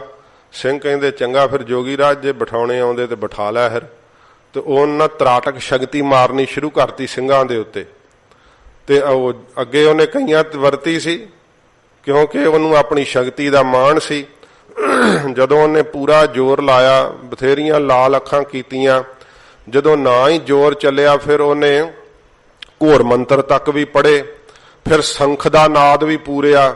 ਲਾਗੇ ਮਿਸਤਰੀ ਥੜਾ ਬਣਾਉਂਦੇ ਸੀ, ਉਹ ਕਹਿੰਦੇ ਬਾਬਾ ਜੀ ਕੀ ਗੱਲ ਆ, ਅੱਜ ਜ਼ੋਰ ਨਹੀਂ ਲੱਗਦਾ ਚੱਲ ਰਿਹਾ। ਤੇ ਕਹਿੰਦਾ ਅੰਮ੍ਰਿਤ ਛਕਿਆ ਲੱਗਦਾ ਇਹਨਾਂ ਨੇ। ਉਹ ਫਿਰ ਸਾਧ ਸੰਗਤ ਜੀ ਜਿਨ ਅੰਮ੍ਰਿਤ ਛਕਿਆ ਹੋਵੇ ਨਾ, ਸਤਿਗੁਰੂ ਜੀ ਦਾ ਖੰਡੇ ਬਾਟੇ ਦਾ ਬਾਣੀ ਪੜ੍ਹਦਾ ਹੋਵੇ। ਤੇ ਮਹਾਂਪੁਰਖਾਂ ਦੱਸਿਆ, ਕਹਿੰਦੇ ਭਾਈ ਥੰਮਣ ਸਿੰਘ ਇੱਕ ਜਥੇ 'ਚ ਸਿੰਘ ਸੀਗਾ, ਉਹ ਵੀ ਅੱਖਾਂ ਟੇਢੀਆਂ ਟੂਢੀਆਂ ਕਰ ਲੈਂਦਾ ਸੀ। ਉਹਨੇ ਵੀ ਝਾਕਿਆ ਵਾਹ ਉਹਦੇ ਵੱਲ, ਤੇ ਫਿਰ ਝਾਕ ਕੇ ਕਹਿੰਦਾ ਥੰਮਣ ਸਿੰਘ ਉਹ ਜੋਗੀ ਹੋਰ ਜ਼ੋਰ ਲਾਉਣਾ ਤੇ ਲਾ ਲੈ, ਜੇ ਕੋਈ ਹੋਰ ਵੀ ਸ਼ਕਤੀ ਵਰਤਣੀ ਤੇ ਵਰਤ ਲੈ। ਤੇ ਫਿਰ ਸ਼ਰਮਿੰਦਗੀ ਨਾਲ ਮੂੰਹ ਥੱਲੇ ਕਰ ਲਿਆ ਸੀ। ਮਹਾਰਾਜ ਸੱਚੇ ਪਾਤਸ਼ਾਹ ਜੀ ਕਹਿੰਦੇ ਭਾਈ ਇਹੋ ਜੀਆਂ ਸ਼ਕਤੀਆਂ ਦਾ ਕਾਹਦਾ ਮਾਣ ਹੈ, ਜੇ ਮਨ ਦੇ ਅੰਦਰ ਸ਼ਾਂਤੀ ਨਹੀਂ, ਮਨ ਦੇ ਅੰਦਰ ਠੰਡ ਨਹੀਂ ਪਈ। ਇਹੋ ਜੇ ਲੱਖਾਂ ਹੀ ਸ਼ਿੰਗਾਰ ਜੇ ਬਣਾ ਲਵੇ ਤਾਂ ਸਤਿਗੁਰੂ ਜੀ ਕਹਿੰਦੇ ਹਨ, ਕਾਰਜ ਨਾਹੇ ਕੇਤ। ਕਿਸੇ ਵੀ ਕੰਮ ਨਹੀਂ ਆਉਂਦੇ। ਬ੍ਰਹਮਾ ਆਨੰਦ ਰੂਪੀ ਰਸ ਨਹੀਂ ਸਾਧ ਸੰਗਤ ਜੀ ਪ੍ਰਾਪਤ ਹੁੰਦਾ।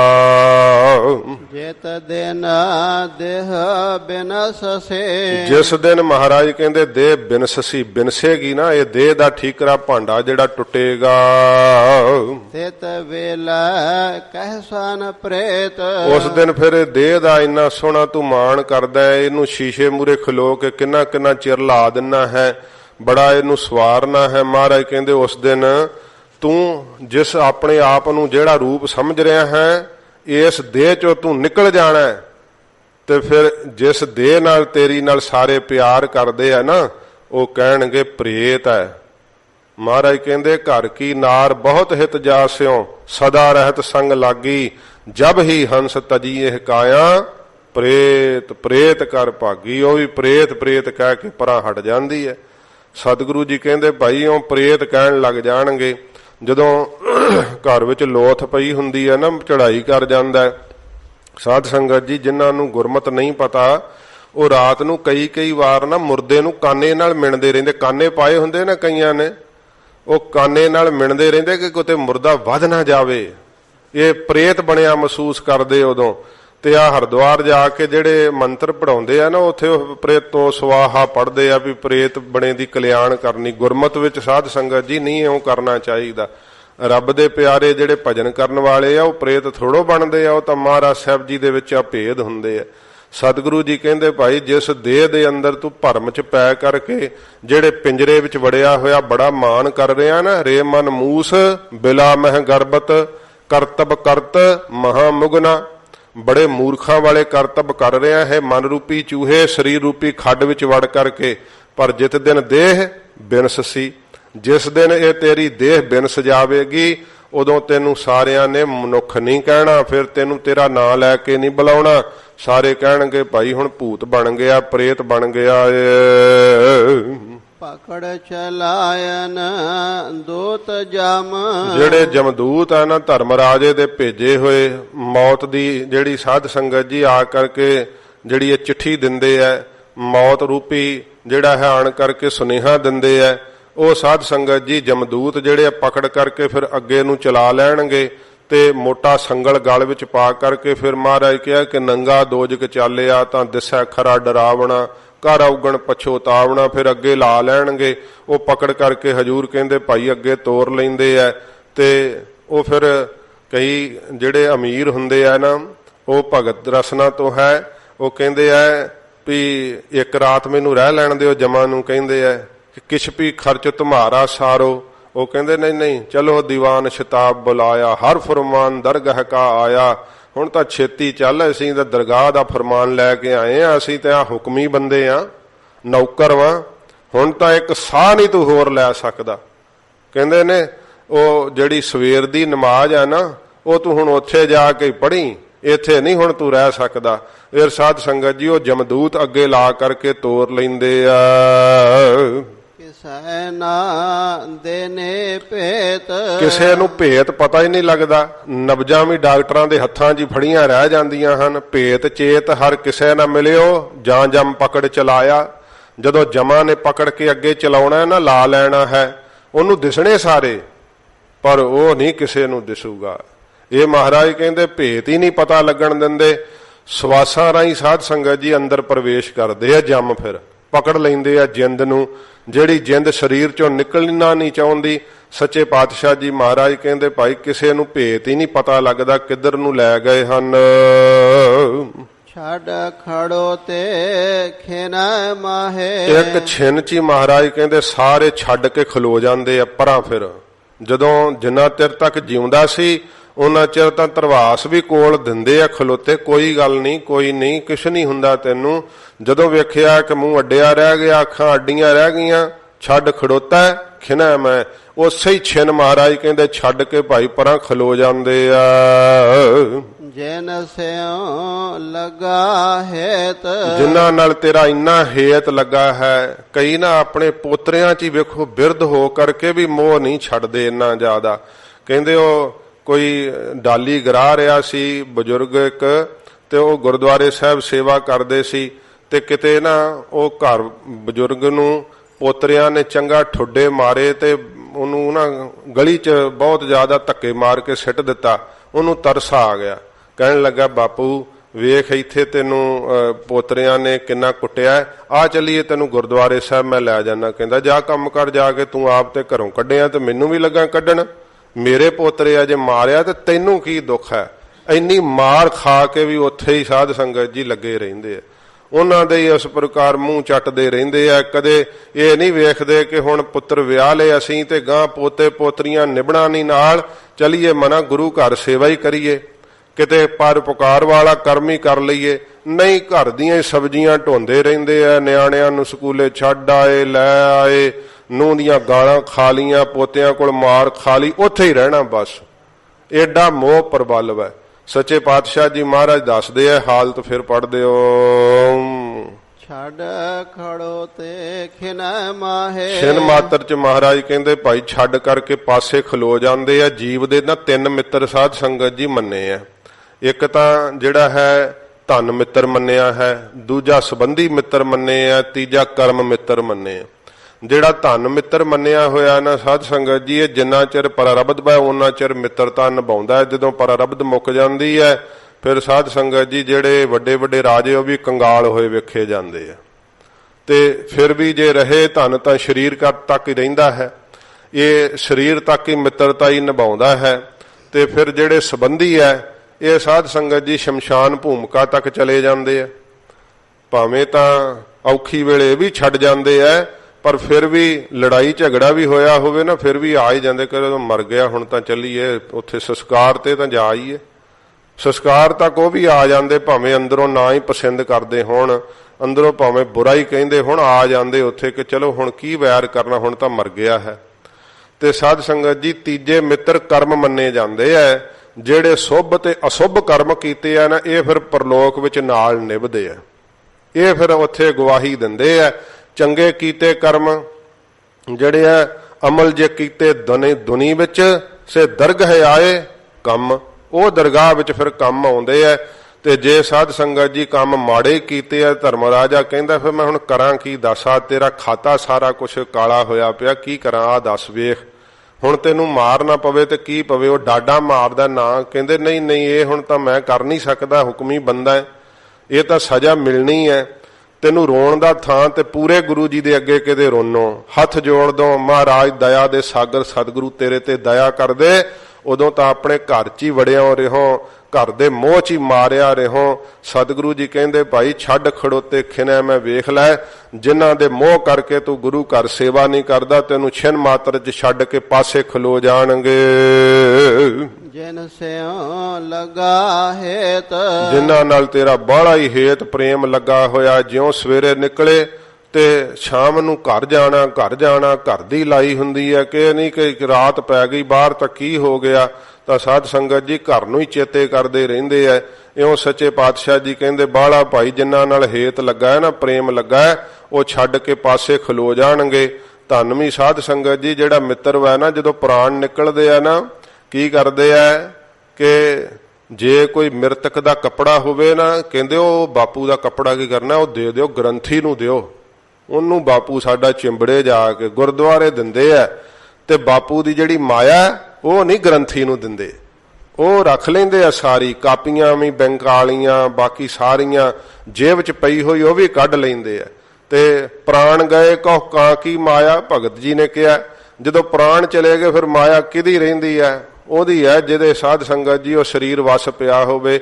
ਕਈ ਸਤਪੁਰਸ਼ ਜਿਨ੍ਹਾਂ ਦੁਨੀਆ ਤਾਰੀ ਹੋਵੇ, ਸਾਧ ਸੰਗਤ ਜੀ ਮਤਬਲੀ ਲੋਕ ਉਹਨਾਂ ਦੇ ਸਰੀਰ ਤੇ ਭਾਵੇਂ ਕਿ ਕੋਈ ਬਰਾਗ ਨਾਲ ਮੱਥਾ ਟੇਕ ਰਿਹਾ, ਕੋਈ ਅੰਤਮ ਦਰਸ਼ਨ ਕਰ ਰਿਹਾ, ਤੇ ਕਈਆਂ ਨੂੰ ਇਹ ਇੱਛਾ ਹੁੰਦੀ ਹੈ ਕਿ ਹੁਣ ਇਕੱਠੀ ਬੜੀ ਹੋ ਗਈ, ਸਾਂਭਣੀ ਕਿਵੇਂ ਹੈ। ਇਹ ਸਾਧ ਸੰਗਤ ਜੀ ਫਿਕਰ ਲੱਗਾ ਰਹਿੰਦਾ ਹੈ। ਤੋ ਸਤਿਗੁਰੂ ਜੀ ਕਹਿੰਦੇ ਭਾਈ ਕੋਈ ਤੇਰੇ ਨਾਲ ਹੇਤ ਨਹੀਂ ਕਰਦੇ ਹਨ, ਤੇਰੇ ਸਰੀਰ ਨਾਲ ਜਿਹਦੇ ਨਾਲ ਬੜਾ ਮੋਹ ਤੂੰ ਕਹਿੰਦਾ ਨਾ ਕਰਦੇ ਆ, ਪ੍ਰੇਮ ਕਰਦੇ ਆ, ਉਹ ਛੱਡ ਕੇ ਪਾਸੇ ਖਲੋ ਜਾਣਗੇ ਜਿਨ੍ਹਾਂ ਨਾਲ ਤੂੰ ਬੜਾ ਮੋਹ ਕਰ ਰਿਹਾ ਏ।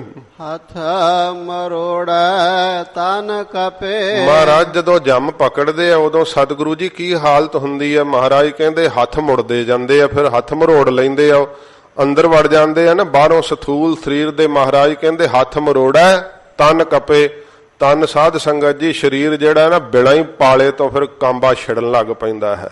ਜਦੋਂ ਮੌਤ ਆਉਂਦੀ ਹੈ ਜੰਮ ਪਕੜਦੇ ਨਾ ਅੰਦਰ ਜਾ ਕਰਕੇ, ਮਹਾਰਾਜ ਕਹਿੰਦੇ ਹੱਥ ਮਰੋੜਾ, ਹੱਥ ਮੁੜਨ ਲੱਗ ਪੈਂਦੇ ਭਾਈ।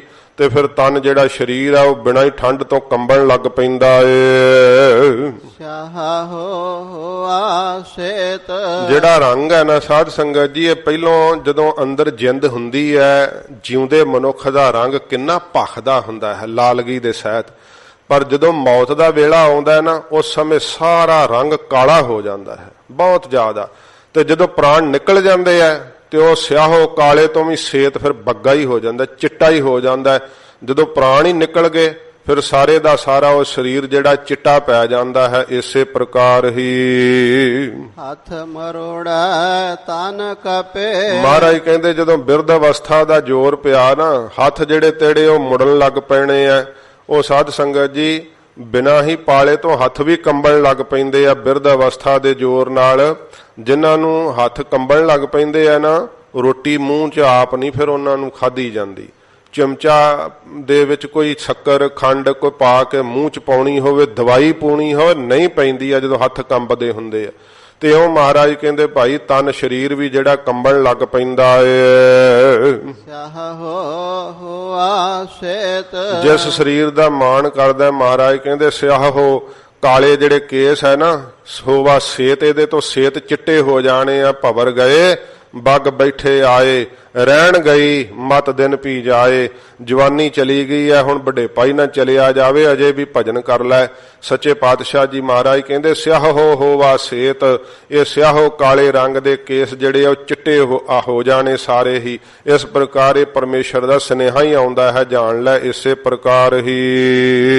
ਹੱਥ ਮਰੋੜਾ ਤਨ ਕਪੇ। ਸੱਚੇ ਪਾਤਸ਼ਾਹ ਜੀ ਮਹਾਰਾਜ ਕਹਿੰਦੇ ਭਾਈ ਇਹੋ ਜੀ ਤੇਰੀ ਹਾਲਤ ਹੋਣੀ ਹੈ। ਗਰੀਬ ਨਵਾਜ ਸਤਿਗੁਰੂ ਜੀ ਕਹਿੰਦੇ ਆ ਕਿ ਪ੍ਰਤੱਖ ਵੀ ਸਾਧ ਸੰਗਤ ਜੀ ਜਿਹੜਾ ਪਾਪ ਕਰਦਾ ਹੈ ਨਾ ਜੀਵ, ਉਹਦੇ ਸਾਧ ਸੰਗਤ ਜੀ ਅੰਦਰੋਂ ਮਨ ਰੂਪੀ ਹੱਥ ਜਿਹੜੇ ਉਹ ਮੁੜ ਜਾਂਦੇ ਆ ਪਰਮੇਸ਼ਰ ਦੀ ਬੰਦਗੀ ਵੱਲੋਂ। ਪਰਮੇਸ਼ਰ ਦਾ ਭਜਨ ਨਹੀਂ ਉਹ ਕਰਦੇ ਤੇ ਮਹਾਰਾਜ ਕਹਿੰਦੇ ਭਾਈ ਉਹਨਾਂ ਨੂੰ ਫਿਰ ਅੰਦਰ ਉਹਨਾਂ ਦੇ ਪਾਪ ਹੀ ਕੰਬਾਉਣ ਲੱਗ ਪੈਂਦੇ ਆ। ਪਾਪਾਂ ਦਾ ਜਿਹੜਾ ਕੰਬ ਹੈ ਸਤਿਗੁਰੂ ਜੀ ਕਹਿੰਦੇ ਭਾਈ ਉਹਨਾਂ ਦੇ ਸੂਖਸ਼ਮ ਸਰੀਰ ਨੂੰ ਛਿੜਦਾ ਏ। ਇੱਥੇ ਤੇ ਸਿਆਹੋ ਪਾਪਾਂ ਦੀ ਕਾਲੀ ਰਾਤ ਪਾਈ ਪਈ ਹੈ ਨਾ, ਉਹ ਕਹਿੰਦੇ ਲੈ ਕੀ ਹੋਣ ਲੱਗਾ, ਕਰ ਮੌਜਾਂ ਕੋਈ ਗੱਲ ਨਹੀਂ। ਤੇ ਉਹ ਸ਼ਰਾਬਾਂ ਪਿਆਉਂਦੇ ਆ, ਬਹੁਤ ਬੁਰੇ ਕਰਮ ਕਰਦੇ ਆ। ਇੱਥੇ ਸਾਧ ਸੰਗਤ ਜੀ ਪਾਪਾਂ ਦੀ ਕਾਲੀ ਰਾਤ ਪਾ ਛੱਡੀ ਹੈ। ਕਹਿੰਦਾ ਕੌਣ ਕੋਈ ਪੁੱਛਣ ਵਾਲਾ, ਪਰ ਮਹਾਰਾਜ ਕਹਿੰਦੇ ਉਹ ਪਾਪਾਂ ਦੀ ਕਾਲੀ ਰਾਤ ਬਤੀਤ ਹੋਵੇਗੀ ਤੇ ਉੜ ਕੇ ਇੱਕ ਦਿਨ ਕਾਲ ਦਾ ਚਿੱਟਾ ਦਿਨ ਚੜ ਜਾਣਾ, ਤੇਰੇ ਸਾਰੇ ਪਾਪ ਕੀਤੇ ਹੋਏ ਸਾਹਮਣੇ ਕੱਢ ਕੇ ਰੱਖ ਦੇਣੇ ਆ। ਸਿਆਹੋ ਹੋਵਾ ਸੇਤ, ਇਹ ਜਿਹੜੀ ਤੂੰ ਹਨੇਰੀ ਰਾਤ ਪਾ ਛੱਡੀ ਹੈ ਨਾ ਕਿ ਕੋਈ ਪੁੱਛੇਗਾ ਹੀ ਨਹੀਂ, ਸ਼ਾਇਦ ਕੋਈ ਤੈਨੂੰ ਕੋਈ ਪੁੱਛਣ ਵਾਲਾ ਨਹੀਂ ਕਿ ਤੂੰ ਕਰਮ ਕਿਹੋ ਜਿਹੇ ਕਰੀ ਜਾਂਦਾ ਹੈ। ਮਹਾਰਾਜ ਕਹਿੰਦੇ ਭਾਈ ਹਿਸਾਬ ਕਿਤਾਬ ਪੁੱਛਣ ਵਾਲਾ ਧਰਮਰਾਜ ਇਹਦਾ ਜਿਹੜਾ ਦਫ਼ਤਰ ਹੈ ਨਾ ਉਹ ਤੈਨੂੰ ਸਾਹਮਣੇ ਫਿਰ ਦਿਸਣ ਲੱਗ ਪਵੇਗਾ। ਤੇ ਇਸ ਪ੍ਰਕਾਰ ਮਹਾਰਾਜ ਜੀ ਨੇ ਕਿਹਾ ਕਿ ਦੋਹ ਦੀਵੀ ਬਲੰਦਿਆਂ ਮਲਕ ਬੈਠਾ ਆਏ। ਜਿਹੜਾ ਹੈ ਇਹ ਸਾਧ ਸੰਗਤ ਜੀ ਮਲਕ ਧਰਮਰਾਜਾ ਸਾਹਮਣੇ ਬੈਠਾ ਹੋਇਆ ਦਿਖਾਈ ਦੇਣ ਲੱਗ ਪਵੇਗਾ। ਇਹੋ ਜੀ ਹਾਲਤ ਮਹਾਰਾਜ ਕਹਿੰਦੇ ਭਾਈ ਉਹ ਦਿਨ ਕਾਲ ਦਾ ਚੜ ਜਾਵੇਗਾ।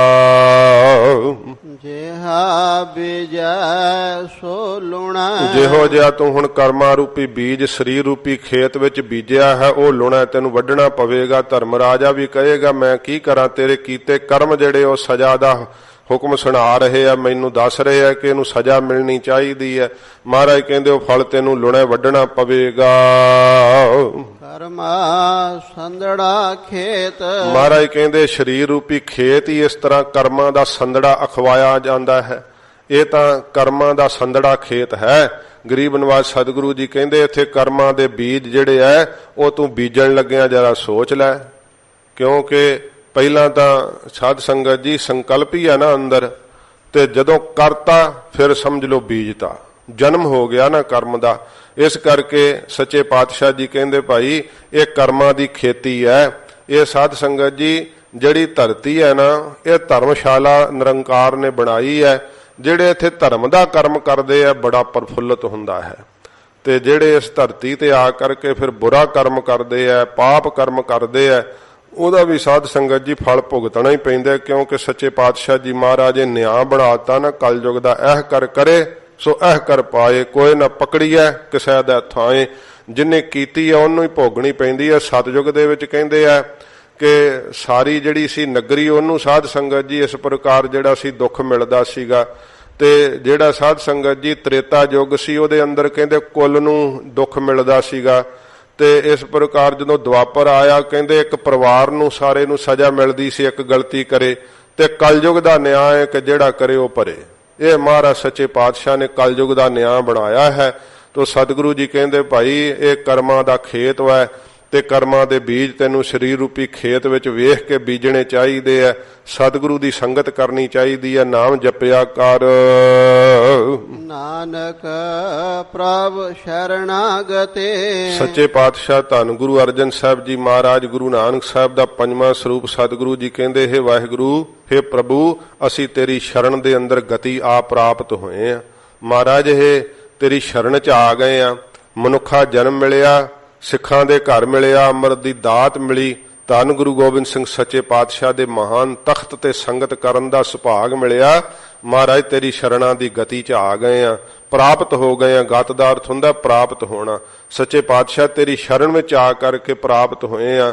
ਮਹਾਰਾਜ ਤੇਰੀ ਸ਼ਰਨ ਆ ਗਏ ਹਾਂ। ਸ਼ਰਨ ਬੋਹਿਥ ਪ੍ਰਭ ਦੇਤ। ਮਹਾਰਾਜ ਸਾਨੂੰ ਆਪਣੇ ਚਰਨਾਂ ਦਾ ਬੋਹਿਥ ਜਹਾਜ਼ ਬਖਸ਼ ਦੇ। ਮਹਾਰਾਜ ਆਪਣੇ ਚਰਨਾਂ ਦੇ ਬੋਹਿਥ ਜਹਾਜ਼ ਦੇ ਅੰਦਰ ਮਹਾਰਾਜ ਸਾਨੂੰ ਅਸਵਾਰ ਕਰ ਲਓ। ਕਿਉਂਕਿ ਜਦੋਂ ਮਨ 'ਚ ਆਸਰਾ ਮਹਾਰਾਜ ਦਾ ਆ ਜਾਵੇ ਨਾ, ਸਾਧ ਸੰਗਤ ਜੀ, ਮਹਾਰਾਜ ਸੱਚੇ ਪਾਤਸ਼ਾਹ ਜੀ ਕਹਿੰਦੇ ਨੇ ਕਿ ਸਤਿਗੁਰੂ ਜੀ ਦੇ ਭਾਣੇ ਵਿੱਚ ਜਿਹੜਾ ਚੱਲਦਾ ਹੈ ਨਾ, ਤੇ ਸਾਧ ਸੰਗਤ ਜੀ ਵਿੱਚ ਬੋਹਿਥ ਬੈਠਾ ਆਏ, ਉਹ ਜਹਾਜ਼ ਵਿੱਚ ਆ ਕਰਕੇ ਬਹਿ ਜਾਂਦਾ ਹੈ। ਜਿਹਨੂੰ ਸਤਿਗੁਰੂ ਜੀ ਦਾ ਭਾਣਾ ਮਿੱਠਾ ਲੱਗਣ ਲੱਗ ਪੈਂਦਾ ਹੈ।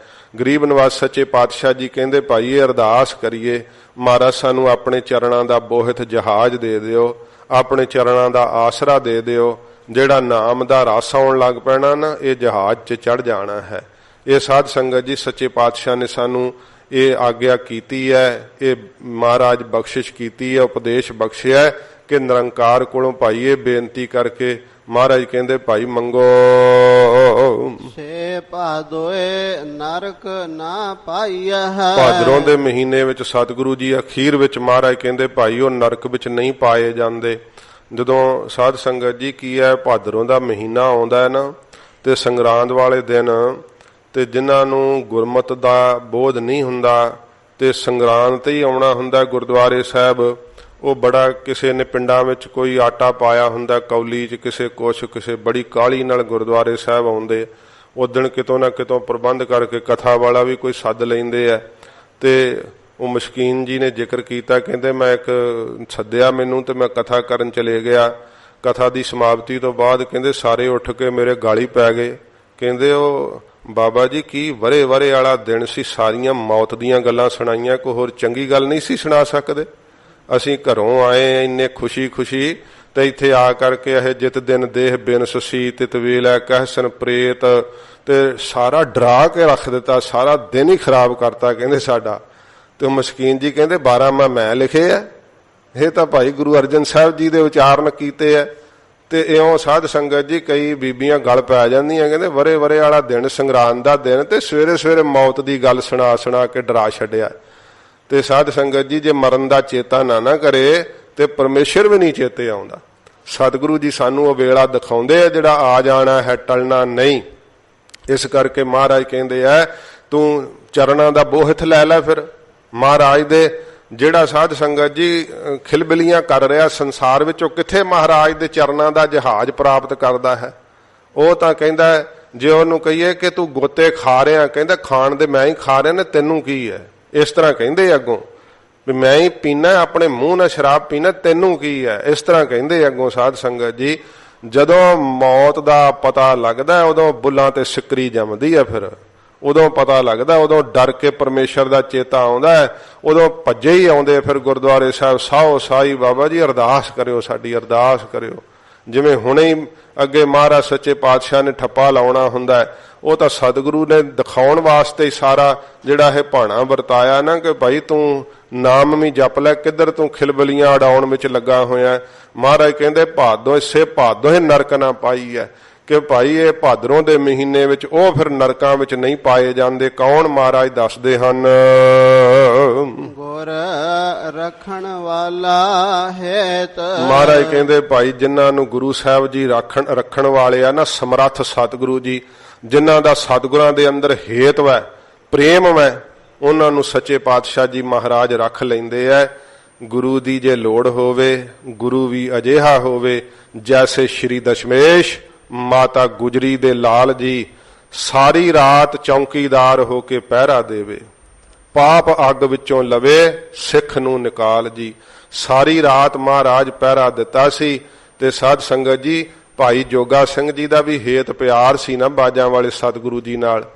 ਤੇ ਜੇ ਡੋਲਣ ਲੱਗੇ ਸੀ ਤੇ ਸਾਰੀ ਰਾਤ ਚੌਂਕੀਦਾਰ ਹੋ ਕੇ ਮਹਾਰਾਜ ਨੇ ਪਹਿਰਾ ਦਿੱਤਾ। ਫਿਰ ਮਹਾਰਾਜ ਖਲੋ ਗਏ ਉੱਥੇ। ਇਹ ਵੀ ਨਹੀਂ ਵਡਿਆਈ ਹਜੂਰ ਨੇ ਵਿਚਾਰੀ ਕਿ ਸੰਸਾਰ ਸਾਨੂੰ ਸ਼ਹਿਨਸ਼ਾਹ ਕਹਿ ਕੇ ਝੁਕਦਾ ਹੈ। ਗੁਰੂ ਨਾਨਕ ਸਾਹਿਬ ਦੀ ਗੱਦੀ ਦੇ ਅਸੀਂ ਮਾਲਕ ਹਾਂ। ਮਹਾਰਾਜ ਵੇਸਵਾ ਦੇ ਦੁਆਰੇ ਤੇ ਖਲੋ ਗਏ ਆਪਣੇ ਸਿੱਖ ਨੂੰ ਨਰਕਾਂ ਤੋਂ ਬਚਾਉਣ ਵਾਸਤੇ। ਇਹ ਪੂਰੇ ਗੁਰੂ ਜੀ ਦੀ ਸਾਧ ਸੰਗਤ ਜੀ ਵਡਿਆਈ ਹੈ, ਜਿਨ੍ਹਾਂ ਨੂੰ ਗੁਰੂ ਸਾਹਿਬ ਜੀ ਹੇਤ ਪਿਆਰ ਕਰਦੇ ਆ ਨਾ, ਸਤਿਗੁਰੂ ਜੀ ਜਿਨ੍ਹਾਂ ਨੂੰ ਰੱਖਣ ਵਾਲੇ ਆ। ਫਿਰ ਮਹਾਰਾਜ ਸੱਚੇ ਪਾਤਸ਼ਾਹ ਜੀ ਸਿਰ ਉੱਪਰ ਠਾਡਾ ਗੁਰਸੂਰਾ, ਨਾਨਕ ਤਾ ਕੇ ਕਾਰਜ ਪੂਰਾ। ਮਹਾਰਾਜ ਉਹਨਾਂ ਨੂੰ ਹੱਥ ਦੇ ਕਰਕੇ ਰੱਖ ਲੈਂਦੇ ਆ, ਕਿਰਪਾ ਕਰਦੇ ਆ ਸੱਚੇ ਪਾਤਸ਼ਾਹ। ਜਿਹਨੂੰ ਗੁਰੂ ਨਾਨਕ ਸਾਹਿਬ ਦੀ ਓਟ ਹੈ, ਸੱਚੇ ਪਾਤਸ਼ਾਹ ਜੀ ਮਹਾਰਾਜ ਅਵਸ਼ ਬਰ ਅਵਸ਼ੋ ਦੀ ਰੱਖਿਆ ਕਰਦੇ ਆ, ਜ਼ਰੂਰ ਬਰ ਜ਼ਰੂਰ ਰੱਖਿਆ ਕਰਦੇ ਆ। ਇਹ ਸਾਧ ਸੰਗਤ ਜੀ ਅਖੀਰਲੀਆਂ ਪੰਕਤੀਆਂ ਵਿੱਚ ਪਹਿਲੋਂ ਮਹਾਰਾਜ ਜਲ ਦਿਖਾਇਆ ਕਿ ਇੰਨਾ ਭੈਦਾਇਕ ਹੈ ਸਮੁੰਦਰ, ਤੇ ਫਿਰ ਮਹਾਰਾਜ ਦਿਖਾਇਆ ਕਿ ਡੁੱਬਦੇ ਲੋਕ ਵੇਖੋ ਕਿਵੇਂ ਆ, ਦੂਜੇ ਭਾਵ ਵਿੱਚ ਲੱਗਾ ਹੋਇਆ ਹੇਤ। ਫਿਰ ਮਹਾਰਾਜ ਦਿਖਾਇਆ ਕਿ ਮੌਤ ਰੂਪੀ ਅਸਰਾਲ ਖਾ ਜਾਏਗੀ, ਵੇਖ ਤੂੰ ਕੀ ਕਰਦਾ ਪਿਆ। ਮਹਾਰਾਜ ਮੈਨੂੰ ਜਹਾਜ਼ ਦੱਸੋ ਜਿਹੜਾ ਜਿਹਨੂੰ ਸਮੁੰਦਰ ਵਿੱਚ ਦਿਸ ਪਵੇ ਕਿ ਮੌਤ ਰੂਪੀ ਅਸਰਾਲ ਨੇ ਖਾ ਜਾਣਾ, ਇਹ ਆਪ ਛਾਵਾਂ ਮੈਨੂੰ ਲੈ ਡੁੱਬਣਗੀਆਂ, ਇੰਨਾ ਡੂੰਘਾ ਸਮੁੰਦਰ ਲੋਥ ਵੀ ਨਹੀਂ ਥਿਆਉਣੀ, ਮਨਾ ਜਹਾਜ਼ ਤੇ ਚੜ। ਤੇ ਫਿਰ ਉਹ ਕਾਹਲੀ ਕਰਦਾ ਜਹਾਜ਼ ਨੂੰ ਹੀ ਭਾਲਦਾ ਨਾ, ਜਿਵੇਂ ਡੁੱਬਦੇ ਨੂੰ ਕਹਿੰਦੇ ਤਿਨਕੇ ਦਾ ਸਹਾਰਾ। ਸਤਿਗੁਰਾਂ ਫਿਰ ਇਹ ਸ਼ਬਦ ਦੇ ਅਖੀਰ ਵਿੱਚ ਸਾਨੂੰ ਜਹਾਜ਼ ਦਿਖਾਇਆ ਹੈ ਕਿ ਮਹਾਰਾਜ ਸੱਚੇ ਪਾਤਸ਼ਾਹ ਜੀ ਦਾ ਚਰਨਾਂ ਦਾ ਬੋਹਿਤ ਹੈ। ਗੁਰੂ ਨਾਨਕ ਸਾਹਿਬ ਦੇ ਚਰਨਾਂ ਦਾ ਭਾਈ ਬੋਹਿਤ ਜਹਾਜ਼ ਪ੍ਰਾਪਤ ਕਰ ਲਓ, ਤੇ ਜਿਨ੍ਹਾਂ ਦਾ ਸਤਿਗੁਰਾਂ ਜੀ ਦੇ ਨਾਲ ਫਿਰ ਪ੍ਰੇਮ ਪੈ ਜਾਂਦਾ ਨਾ, ਮਹਾਰਾਜ ਕਹਿੰਦੇ ਸੇ ਭਾਦੋਏ ਨਰਕ ਨਾ ਪਾਈਐ, ਉਹ ਨਰਕਾਂ ਵਿੱਚ ਨਹੀਂ ਫਿਰ ਪਾਏ ਜਾਂਦੇ। ਸੱਚੇ ਪਾਤਸ਼ਾਹ ਜੀ ਮਹਾਰਾਜ ਜਿਨ੍ਹਾਂ ਨਾਲ ਸਾਧ ਸੰਗਤ ਜੀ ਪ੍ਰੇਮ ਕਰਦੇ ਆ, ਜਿਹੜੇ ਗੁਰਸਿੱਖ ਸਤਿਗੁਰਾਂ ਜੀ ਨਾਲ ਪ੍ਰੇਮ ਕਰਦੇ ਆ, ਸਤਿਗੁਰੂ ਜੀ ਕਹਿੰਦੇ ਜਿਨ੍ਹਾਂ ਨੂੰ ਭਾਈ ਸਤਿਗੁਰੂ ਜੀ ਆਪ ਰੱਖਦੇ ਆ, ਉਹਨਾਂ ਨੂੰ ਕੋਈ ਪਾਪ ਅੱਗ 'ਚ ਨਹੀਂ ਸਾਧ ਸੰਗਤ ਜੀ ਦੁੱਖ ਮਿਲ ਸਕਦਾ, ਕੋਈ ਕਿਸੇ ਪ੍ਰਕਾਰ ਉਹਨਾਂ ਨੂੰ ਸ਼ੰਕੇ ਨਹੀਂ ਮਨ 'ਚ ਵਿਆਪਦੇ, ਕਦੇ ਭਰਮ ਨਹੀਂ ਉਹਨਾਂ ਨੂੰ ਪੈਂਦਾ, ਉਹਨਾਂ ਨੂੰ ਚਿੱਟੇ ਦਿਨ ਵਰਗਾ ਸਤਿਗੁਰਾਂ ਦਾ ਪ੍ਰਤੱਖ ਦੀਦਾਰ ਹੁੰਦਾ ਹੈ। ਗੁਰੂ ਕਲਗੀਧਰ ਸੱਚੇ ਪਾਤਸ਼ਾਹ ਉਹਨਾਂ ਲਈ ਸਦਾ ਅੰਗ ਸੰਗੇ ਅਭੰਗੰ ਵਿਭੂਤੇ। ਮਹਾਰਾਜ ਸਾਹਿਬ ਜੀ ਇਹ ਬਖਸ਼ਿਸ਼ ਕਰਦੇ ਹੈ, ਸਤਿਗੁਰੂ ਰਹਿਮਤ ਕਰਨੇ, ਭਾਦਰੋਂ ਦੇ ਮਹੀਨੇ ਦਾ ਉਪਦੇਸ਼ ਹਿਰਦੇ 'ਚ ਵਸੇ, ਹੋਈਆਂ ਭੁੱਲਾਂ ਬਖਸ਼ ਲੈਣੀਆਂ ਜੀ। ਨਾਨਕ ਪ੍ਰਭ ਸ਼ਰਨਾਗਤੇ ਚਰਨ ਬੋਹਿਤ ਪ੍ਰਭ ਦੇਤ, ਸੇ ਭਾਦੋਏ ਨਰਕ ਨਾ ਪਾਈਐ, ਗੁਰ ਰਖਣ ਵਾਲਾ ਹੇਤ। ਵਾਹਿਗੁਰੂ ਜੀ ਕਾ ਖਾਲਸਾ, ਵਾਹਿਗੁਰੂ ਜੀ ਕੀ ਫਤਿਹ। ਅਚੁੱਤ